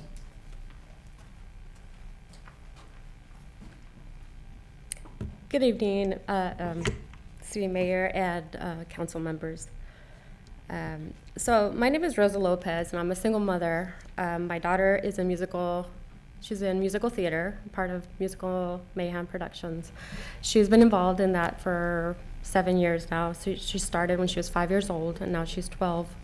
It's a wonderful program. They serve everyone in our community. As a single mother, it does get hard on me sometimes to afford the tuition.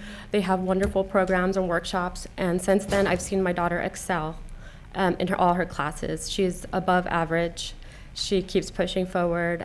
Recently her father has passed away from cancer, and so it makes it really tough to continue being part of this wonderful program as a single mother on a limited funding and just one what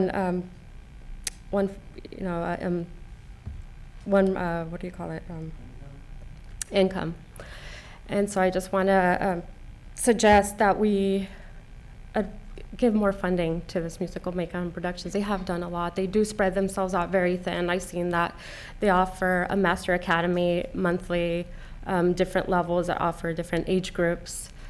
She's been a part of that separately from the tuition, or what do you call it? Excuse me, the nerves are getting to me.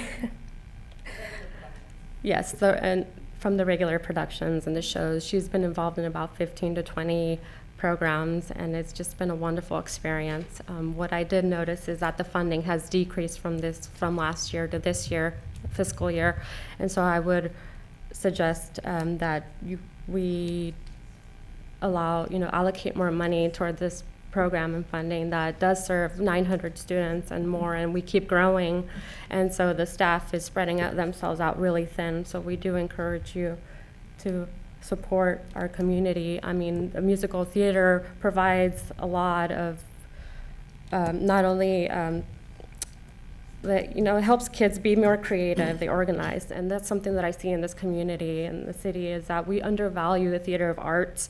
These kids tend to be very well public speakers. It increases their public speaking, they have respect for their authority. They learned all this through doing musical theater. So I just want to come forward and let you know that it's not just the creativity and putting on a show. There's a lot that they learn behind the scenes, which helps them become productive members of society and become very well public speakers. And not only that, but it increases their confidence, which is what I think our youth needs at this time in our community. So thank you. Thank you, ma'am. Seeing that there are no additional speakers, close public comment and declare the public hearing closed. Council deliberation and direction. Got a question? Hi, sir. I see some folks that walked in that are very interested in the Elk Grove Fine Arts Center. However, I did not see them listed on here. Did they not make a request for a CSG? That is correct. I believe they did apply for some funding through the event sponsorships program. However, that is not on the table for tonight's consideration. I believe that's set to be considered the second meeting in April. Okay. Cheryl, make sure next year you guys get in on the CSG program.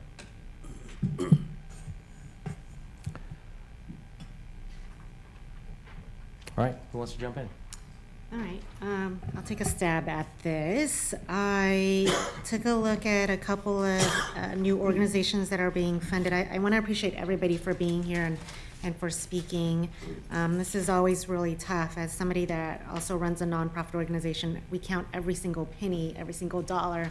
We depend on it. So I know how hard this is and how not only is it hard for Sarah to make these decisions, but you all have such great programs and you all help the community. And I wish we could fund every single one of your program to the fullest, but we can't do that. We want to try to make this work as possible.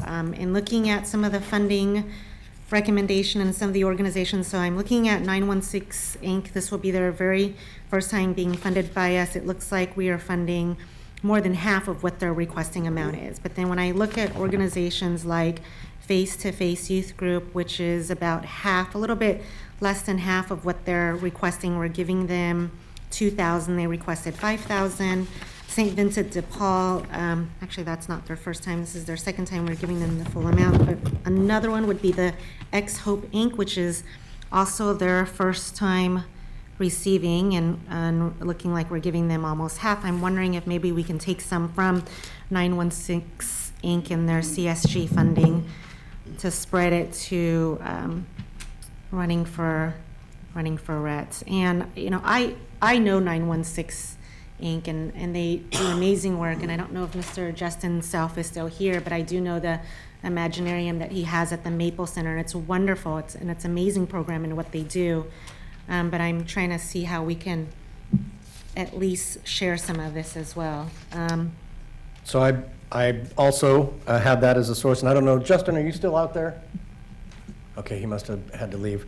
I didn't want him to take it personally because I was, Katie McCleary was an ALF classmate of mine, so I too appreciate 916 Inc. But in looking at that, if we took the CSG portion from 8,000 down to 5,000, down to 3,000, then that would be at that 50% level you talked about. Yeah. And then also, what was another one I was looking at? St. Vincent de Paul. I know St. Vincent de Paul and their program and what they do as well too. We may see if we could take some of that down a little bit as well. That's an area that I thought about. That's kind of where I piecemeal some funds that we might find. I don't know, Mr. Vice Mayor, if you had any other ideas. So I did. I would support taking St. Vincent de Paul down. I also looked at taking the Heart down from their full funding of 14,000 down to what we gave last year of 10,000. And then also I came back to the Hmong International Cultural Institute, given the low number of people that serves, to look at cutting that in half and freeing up 5,000 there.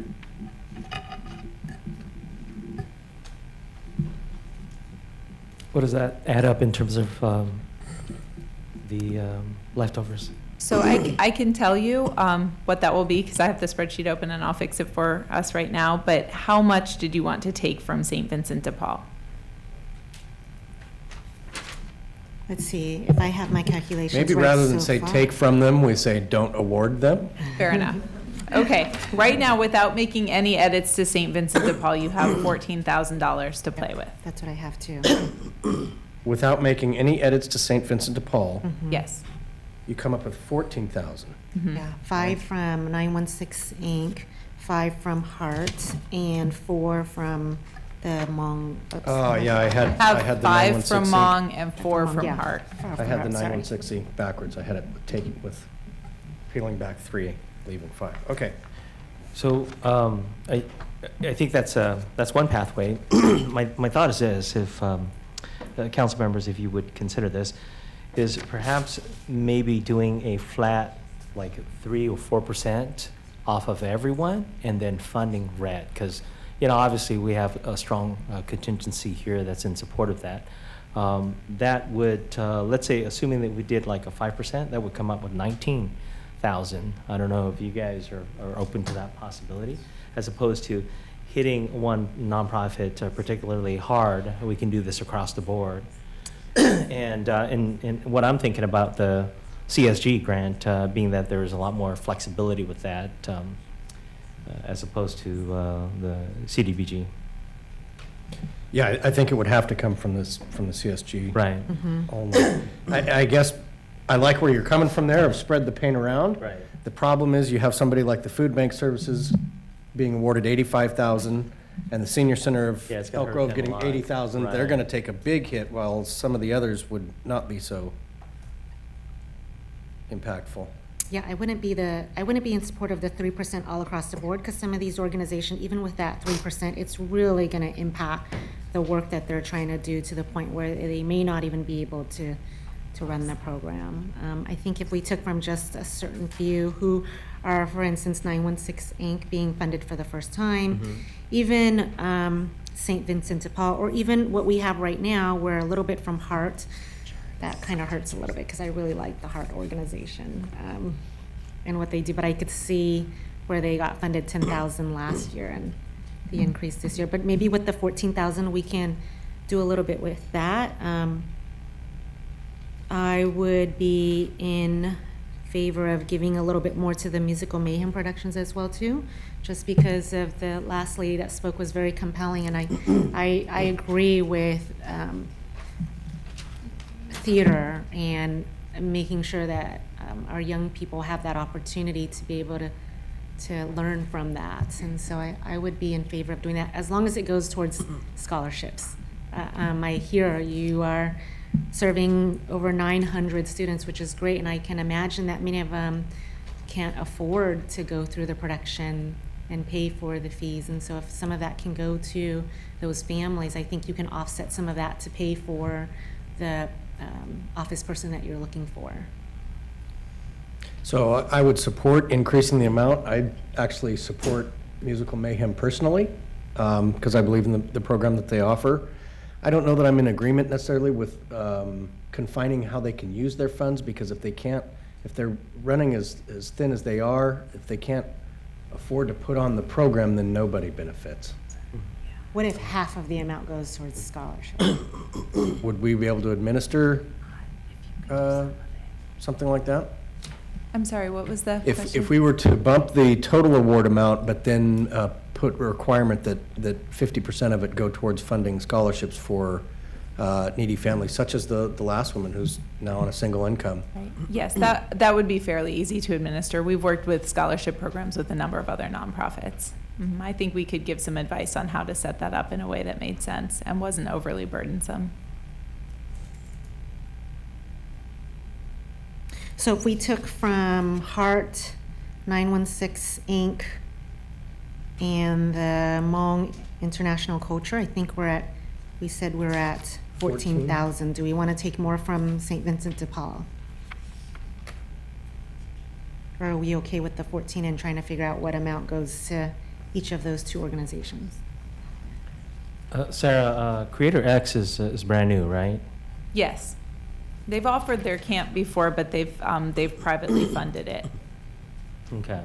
And we're not taking anything from them in the proposal or the direction thus far, right? That's true.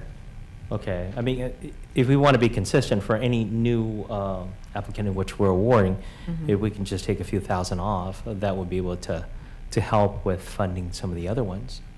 And I would include all of the new awardees, not just the ones that was specified. So I looked at the new ones, and the ones that were being funded at least half I didn't touch, but the ones that were being funded more than half, or the recommendation, that's where I took from. Oh, I see. Yeah. I see. Just to keep it fair and consistent, if they're a new funder or a new I see what you mean, yeah. awardee. So Creator X asked for 59,000, Right. and we're only funding them 10, which is Yeah, why I that's a didn't good touch that. argument, So perhaps in the interest of brevity, we call this exercise good, 10 to RET and 4 to MMP? Yeah, I think that's fair. Yeah. I'm good Okay. with that. Yeah. And so before we go any further, for the nonprofits that are out there, on an annual basis, I start at the Mayor's Ball for every nonprofit that provides service in the city of Elk Grove. If you participate in organizing that particular event, in which we hit up any sort of stakeholders or any group that have interest in doing business in Elk Grove, the sale of tickets based on what your nonprofit does, the proceeds come based on that percentage back to your nonprofit. So hopefully that helps alleviate some of the missing funds that your nonprofit is interested in. And I'll be contacting Sarah to get your contact information, and I'll proceed from there. So, all right. Do you have enough, Sarah? One point of clarification on Musical Mayhem. What portion of their funds did you want specifically allocated to scholarships? Was that all of it, or 50%? 50%. Okay. So just to clarify, it was 5,000 from 916 Inc., 4,000 from Heart, and 5,000 from the Hmong International Culture Institute. Gives us the 14,000. 10 will go to Running for Rhett, and 4 will go to the Musical Mayhem. 50% of the total amount for the Musical Mayhem will go towards scholarships. Right. Okay. Good. Thank you. Okay. We're good. Thank you much. All right. Next item.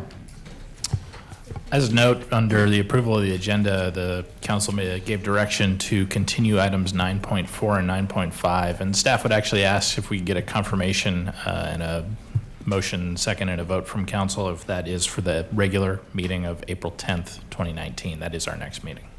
Yep. I think we can go with that. We can just update that. You want to go through the act again?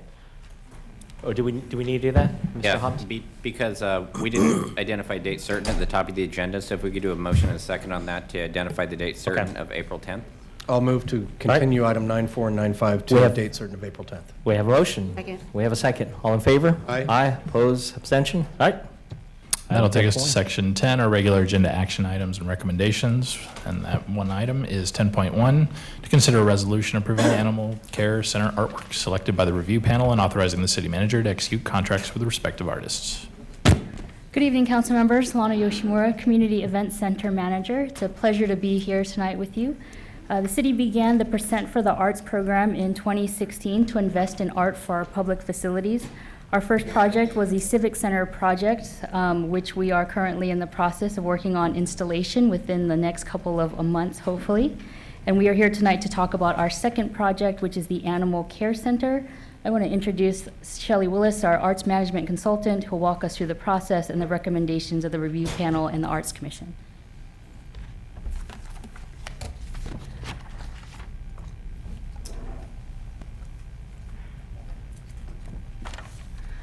Good evening, Mr. Mayor, members of the council. It's my pleasure tonight to present the Arts Commission's recommendations for 3 projects at the Animal Care Center. I wanted to start by just going through the process for the project and just remind you of the 3 projects. The 3 projects were an exterior major sculpture, iconic sculpture that would be in the front of the building. There are 2 interior sites, one in the main lobby of the building behind the reception desk, and then a 3rd site that is in the dog viewing area that sort of goes along the corridor where the dogs will be adopted from. So the process began, a year ago, but really we released the RFQ in November 2018. The process was set up so that there was a panel that was put together that would make recommendations to the commission, and that panel included a representative from the Animal Care Center, so that there would be somebody there that understands the work that takes place in the building and can make decisions based on that experience.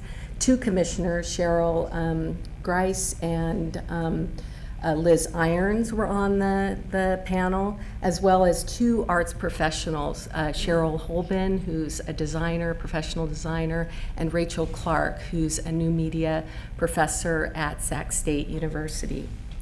So we went through this process where we released an RFQ, a request for qualifications. That request for qualifications included examples of the artist's past work, a resume about their qualifications, and a letter describing why they were interested in the project. We received 53 applications. Most of those artists applied for more than one of these projects. So the review panel met and they went through all of those qualifications and they selected 10 finalists. 3 for one of the interior pieces, 3 for the other interior piece, and 4 finalists for the exterior artwork. Those recommendations went to the Arts Commission. The Arts Commission unanimously approved those 10 finalists. Once the Arts Commission approved those finalists, then the finalists were given a notice to proceed to produce proposals, and they were paid a small stipend to make those proposals. The panel met again just a couple weeks ago, and in a furious, really, really great day, they interviewed the 10 finalists and worked really hard and had an amazing discussion about the artists and their presentations, and they recommended 3 design proposals for the project. Those recommendations went back to the commission, and the commission unanimously approved the projects that I'll present to you today. So the 3 artists that were selected are Susan Sylvester for the interior dog viewing area, Robert Ortball, who has made a proposal for the interior artwork for the lobby, and Gail Hart for the work at the exterior of the building. So I'll start with Susan Sylvester. I'm just going to quickly go through her qualifications, show you some of her past work, and then present you with the proposal. Susan is an interdisciplinary artist. She's been an artist in residence at Verge Center for the Arts for 8 years. She, before she got her MA in art 10 years ago, she had a long career in sculpting animation models for Pee Wee Herman's Playhouse, Pillsbury Doughboy, Universal Studios' Back to the Future ride, and many, many others. She actually is from New York, but has made her home in Sacramento for the last several decades. She's been commissioned by multiple agencies to do temporary public art, including the Power In Alliance, the California Area Development Authority, the Rail Arts District in Napa, and others. She has an MA in painting. Her work really, she creates these fairy tale environments where she combines her own personal histories with pop culture, and you'll see some of that in the work that I'll present to you now. So you can see that she was really interested in applying for this project because she uses animals in her work, and she chooses to use animals in her work because they make an immediate connection to the viewer. So these works are all made digitally, but they take dozens and dozens of hours to make in the same way that a painting does. So they're all hand drawn. So her proposal is titled Dog Tales in Spring, Summer, Winter, and Fall. It consists of 5 digital artworks. When she made her presentation, she only presented 4 images, but both the panel and the commission are recommending that she create an additional image, making it 5 images that she would actually produce within the $36,000 budget. So the work is really, it'll include different breeds of dogs, and actually the chair of the Arts Commission additionally recommended that Susan consider including cats in some of her images. The art work is a metaphor representing the life of an animal, and it conceptually illustrates that what it takes, when somebody commits to adopting an animal and, committing to taking care of that animal throughout its life. So this is an overview of the pieces, give you a sense of scale in that corridor. Again, the commission and the panel suggested that she enlarge the work just a little bit. So, and Susan has agreed to create that 5th work as well as enlarge the works of art. So these are just sketches. So you saw the previous work, which is much more fuller and outlined more completely and has a lot more depth. But this is the basic imagery that she'll be using in her work. With the addition of a cat or 2 to accommodate our chair of the commission. And so the works take you through fall, summer, spring, winter. She will be fabricating the work in dye bond. It's printed on dye bond, which is a scratch resistant and waterproof material. She'll be using anti-UV ink so that the work won't be affected by the sunlight. The artworks will be framed. They'll be installed with anti-theft locks. I included the budgets in the proposal. You'll notice that the artists are held to a 20% design fee for the project, and you know, her budget's very tight, but she has a contingency, and we talked about using that contingency for that fifth work of art. I've included schedules with for all the artists, but in general, the artists think if they can, get their contracts on time and get paid quickly, that they will be able to complete the works of art before the building opens, which is a really tight schedule to fabricate and install in just a few months. So the next artist is Robert Ortball. Robert has the site that's in the lobby, and if you remember, you walk into that lobby and it's got this, dramatic glass curtain wall, and it's a very simple sort of desk in the front, and behind it is a large wall that the work will be installed on. Robert Ortball is a professor in the sculpture department at Sac State. He's had recent solo exhibitions at the Oakland Museum of Art, at the Boulder Museum of Art. He's been included in exhibitions at the Berkeley Art Museum, at the Bedford Gallery in Walnut Creek, at the San Francisco Museum of Modern Art Artists Gallery, and this is just a few of a long list of exhibitions he's been included in. His work's been reviewed in the San Francisco Chronicle, the Bee, of course, Art Week, San Francisco Examiner, among others. He's the recipient of the Left Davis Foundation grant in 2014 and has recently received a research grant from the College of Arts and Letters at California State University, Sacramento. And Bob creates these environments that are really playful, but I'm always amazed. He takes these common materials, cardboard, plexiglass, flocking,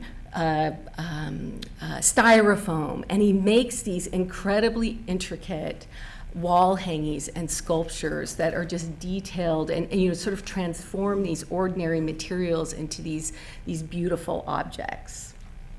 You can see the installations that he's done throughout the Bay Area. This is a great example. He took, tin cans basically and sliced them in different forms and installed them in this window, just completely transforming the space.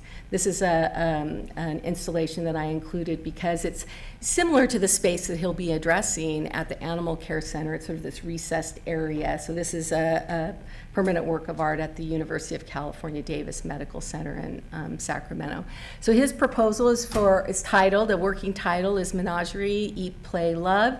It's really kind of a twist on this book by Elizabeth Gilbert, which was a best-selling book called Eat, Pray, Love, major motion picture. But he's sort of twisting that idea of this woman sort of out in search of herself and coming to terms with a lot of things in her life, and really twisting it and focusing on humans' relationships to animals and how they inspire us and how they comfort us and teach us to do all kinds of things. So he decided that he would create a work using toys and the things that animals sleep in, and just the materials of play for dogs and cats. And I remember him coming in and talking to me originally about his proposal, and him just being so excited to go to the pet store and just look at all these crazy things that we make for our dogs and our cats, and and play with those and create something really special for the Animal Care Center. So this is a sketch of the work. These are all concept designs. He chose to really make the imagery monochromatic just because he's the kind of sculptor that builds the work as he's doing it. So, these objects, these cat trees will be covered with different kinds of materials. He might have toys sitting on top of them. The tennis balls might be cut apart. So this is just a rough concept design. Of course, the panel and the commission had all kinds of questions about durability and maintenance and how were all these materials going to be maintained over time. And, Bob has, over his career, has developed and used epoxy resins and other kinds of materials to really stiffen up and protect the materials that may seem more fragile. So, and plus he'll be using many of the materials, are very durable because our dogs require that. So again, here's his schedule. He thinks he can finish this. He ends his semester and begins summer vacation, so he'll spend that working full-time on this project if he is approved.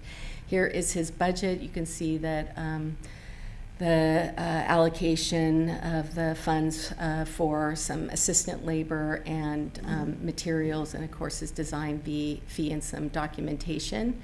And then finally, Gail Hart, who is the artist that was selected for the exterior site. She's a self-taught artist. She's lived in Sacramento her whole life. Over the years, she's made a lot of work about animals and particularly animal rights. She's actually even curated multiple exhibitions in and around the region and out throughout the state about protecting animals, especially circus animals.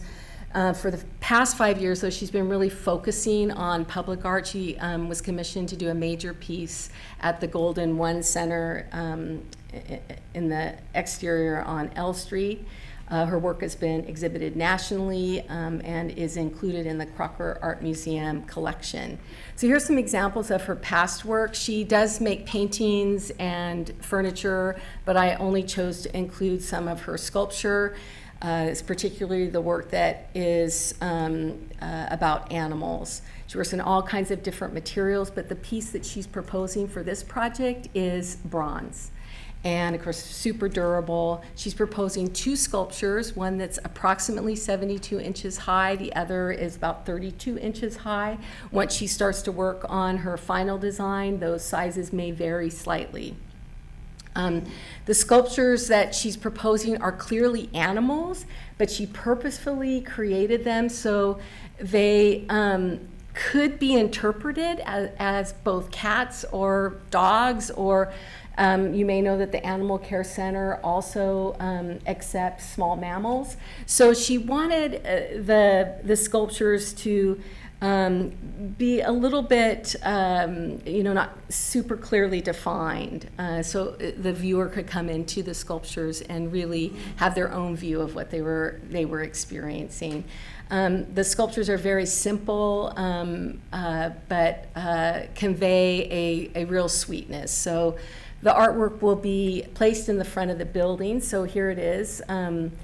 This is, it's got this animal that's got its arms flung open wide, ready to accept this other pet. Here are the sculptures in front of the building to give you a sense of scale. The commissioners had some input for her. They really wanted to keep the scale so that it felt more at pedestrian level and, approachable by children. This image is a little bit misleading because the sculptures will actually be sort of behind that sign. And I threw this slide in because it gives you a sense of the finishes of the bronze. So the smaller sculpture will have that kind of turquoise patina, and the larger will be more of a traditional bronze color. The slide on your left has some of the materials of the building. She spent a lot of care in, sort of really figuring out how the sculptures related to the building, both in scale and materials. So her budget is $110,000. She's left an $11,000 contingency. If everything goes well, she'd like to use that contingency on lighting the sculpture. And of course, her schedule also, if she works really hard, we should be able to get it in before the building opens this summer. So at this point, I'll take any of your questions, and Alana might also want to come up to field your questions if you have any. Questions? No questions? So during the briefing, I like the first piece. I didn't fully appreciate the second piece until I started looking at the past work of the artist and seeing how it came together, and I thought that's pretty darn creative. I do struggle with the abstract component, the third piece, And the reason being is I understand the abstract, the purpose of it, and it does communicate to me the innocence of what the piece is. I'm just not sure if that piece is consistent with our modern-looking building. You know, I'm after a consistency, and I wonder what other options there were presented to the commission, and whether you have any photographs of those, and I would be interested in that. So Lana gave me the heads up on that. So there is an alternate for the project, and I can go through his work really quickly. The artist is Steve Parker, and he's actually from Austin, Texas. The majority of his work deals with sound and music, and he's made multiple installations and a couple temporary public art projects that involve interactive components that you know, allow the observers to listen to music or play with instruments. These are some examples of his past work. He's made work with salvage materials, found materials, you know, created performances using the projects. His proposal was for a sculpture that is in the form of a tree made with fire hydrants, sort of a play on fire hydrants and pets and humans, and a celebration of the hydrant as a monument, as a, you know, sort of trying to create this place where people would gather. He would create the sculpture with found hydrants. He talked about having a component where the community would weigh in on what type of hydrants might be selected for the project, and he wanted to use a variety of the different kinds of hydrants, old and more contemporary. The piece has a sound component. He wants to create a bench around the tree for people to sit and gather, and the sound component would be at an octave that theoretically only animals would be able to hear, and the music that would be sourced for the project would be music that would be relaxing to animals. He had done some research on this kind of music, and it did talk with some folks at the Animal Care Center. But with the panel, and the panel had questions about the sound component and how it would work and how it would be maintained, and you know, there were questions that maybe, even though it was at an octave that only animals could hear, that it would likely still produce some kind of sound that humans could hear, and how that would relate, you know, or be experienced day after day by staff. So these are some of the issues around that that proposal. I'm trying to think. Oh, and the other thing was that they were having trouble finding the connection between the sound and the fire hydrant tree. Like, you know, the sound was coming out of the bench, and so there were just some issues conceptually that they didn't feel connected with the piece. So he did in the scoring. I think he scored a 17, and Gail Hart was at 23 points.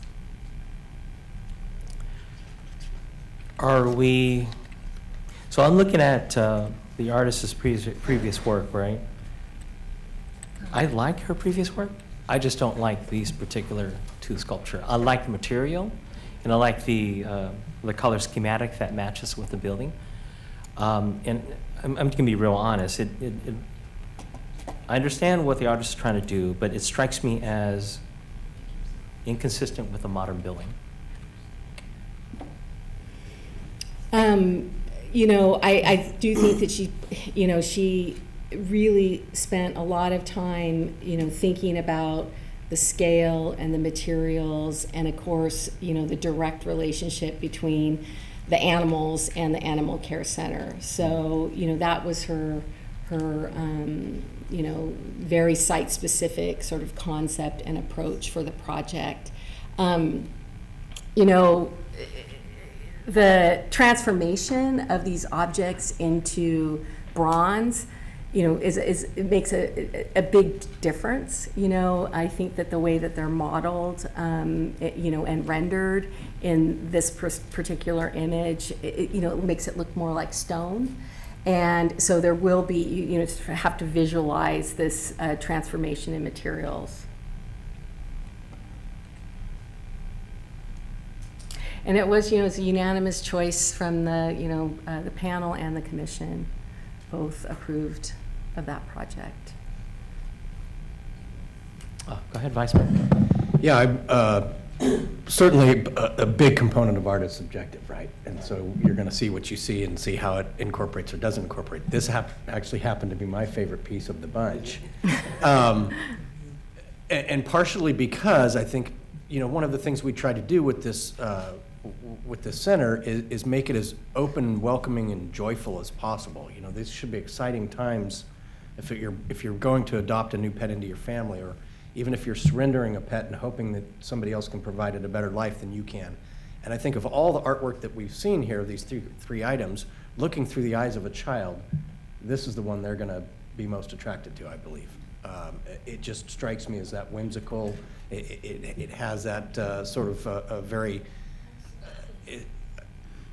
because it's a little bit abstract, it's imperfect, and it's you know, I don't know, I can't really describe it, but I think from a child they are going to be drawn to this sculpture and get a smile out of it. So I think this was, as I said, my favorite of the bunch. I like the middle one. I would notice that it's interesting, the commission, you guys squeezed the turnip on the artist that has the least amount of margin in how much they're being compensated for their artwork.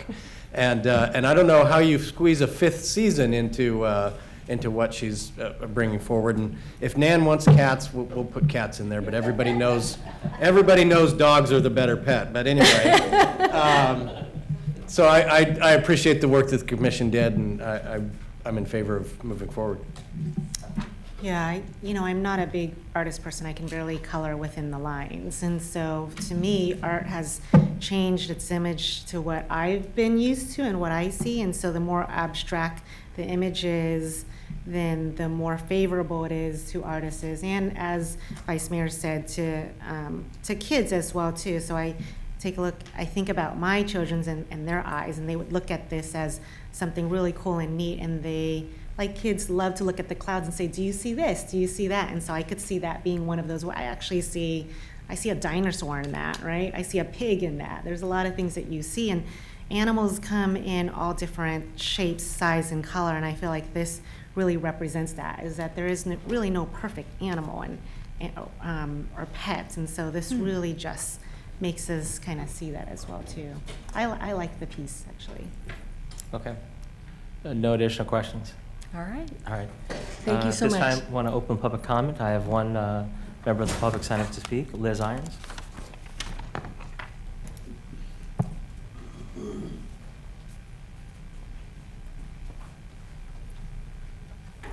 Good evening, Mayor and council members.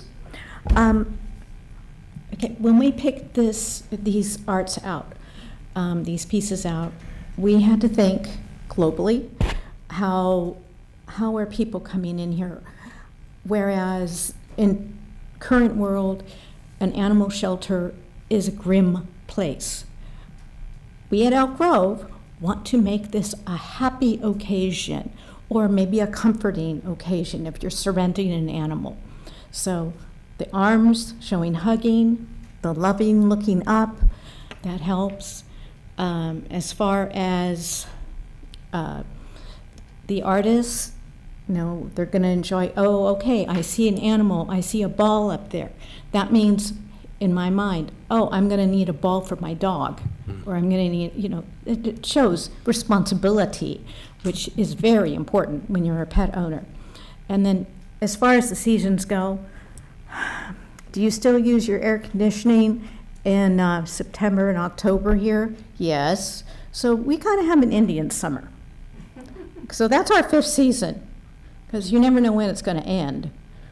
So I really implore you to consider this and approve this. It was a long day, and we really put our input into it. I found it very rewarding, and in fact, it was in action. This is kind of humorous. We're upstairs at the council, at the city hall, and all of a sudden, we see this Rottweiler running in the middle of the street between the police station and our station. Well, Sarah, the animal services director, is right there, and we're looking, and we're picking out animal art, and we're thinking, oh, we really need this shelter. And we see this is an action. So who witnesses it? The animal services director and a couple of police officers seeing this dog run around, and unfortunately, a city employee got bit, but because he tried to get the dog. But this is what they're going to do in action, and we have to support that. And on a side note, I was also involved with the 58 dogs that were seized. They were starved for attention, and I can't wait till this opens. And I think just having these visual things out is going to make it so much easier and adapt them to home. Okay? So thank you. Okay. Seeing that there are no additional speakers, I want to close the public comment. Council deliberation and direction. Go forward and prosper. So Liz, you convinced me.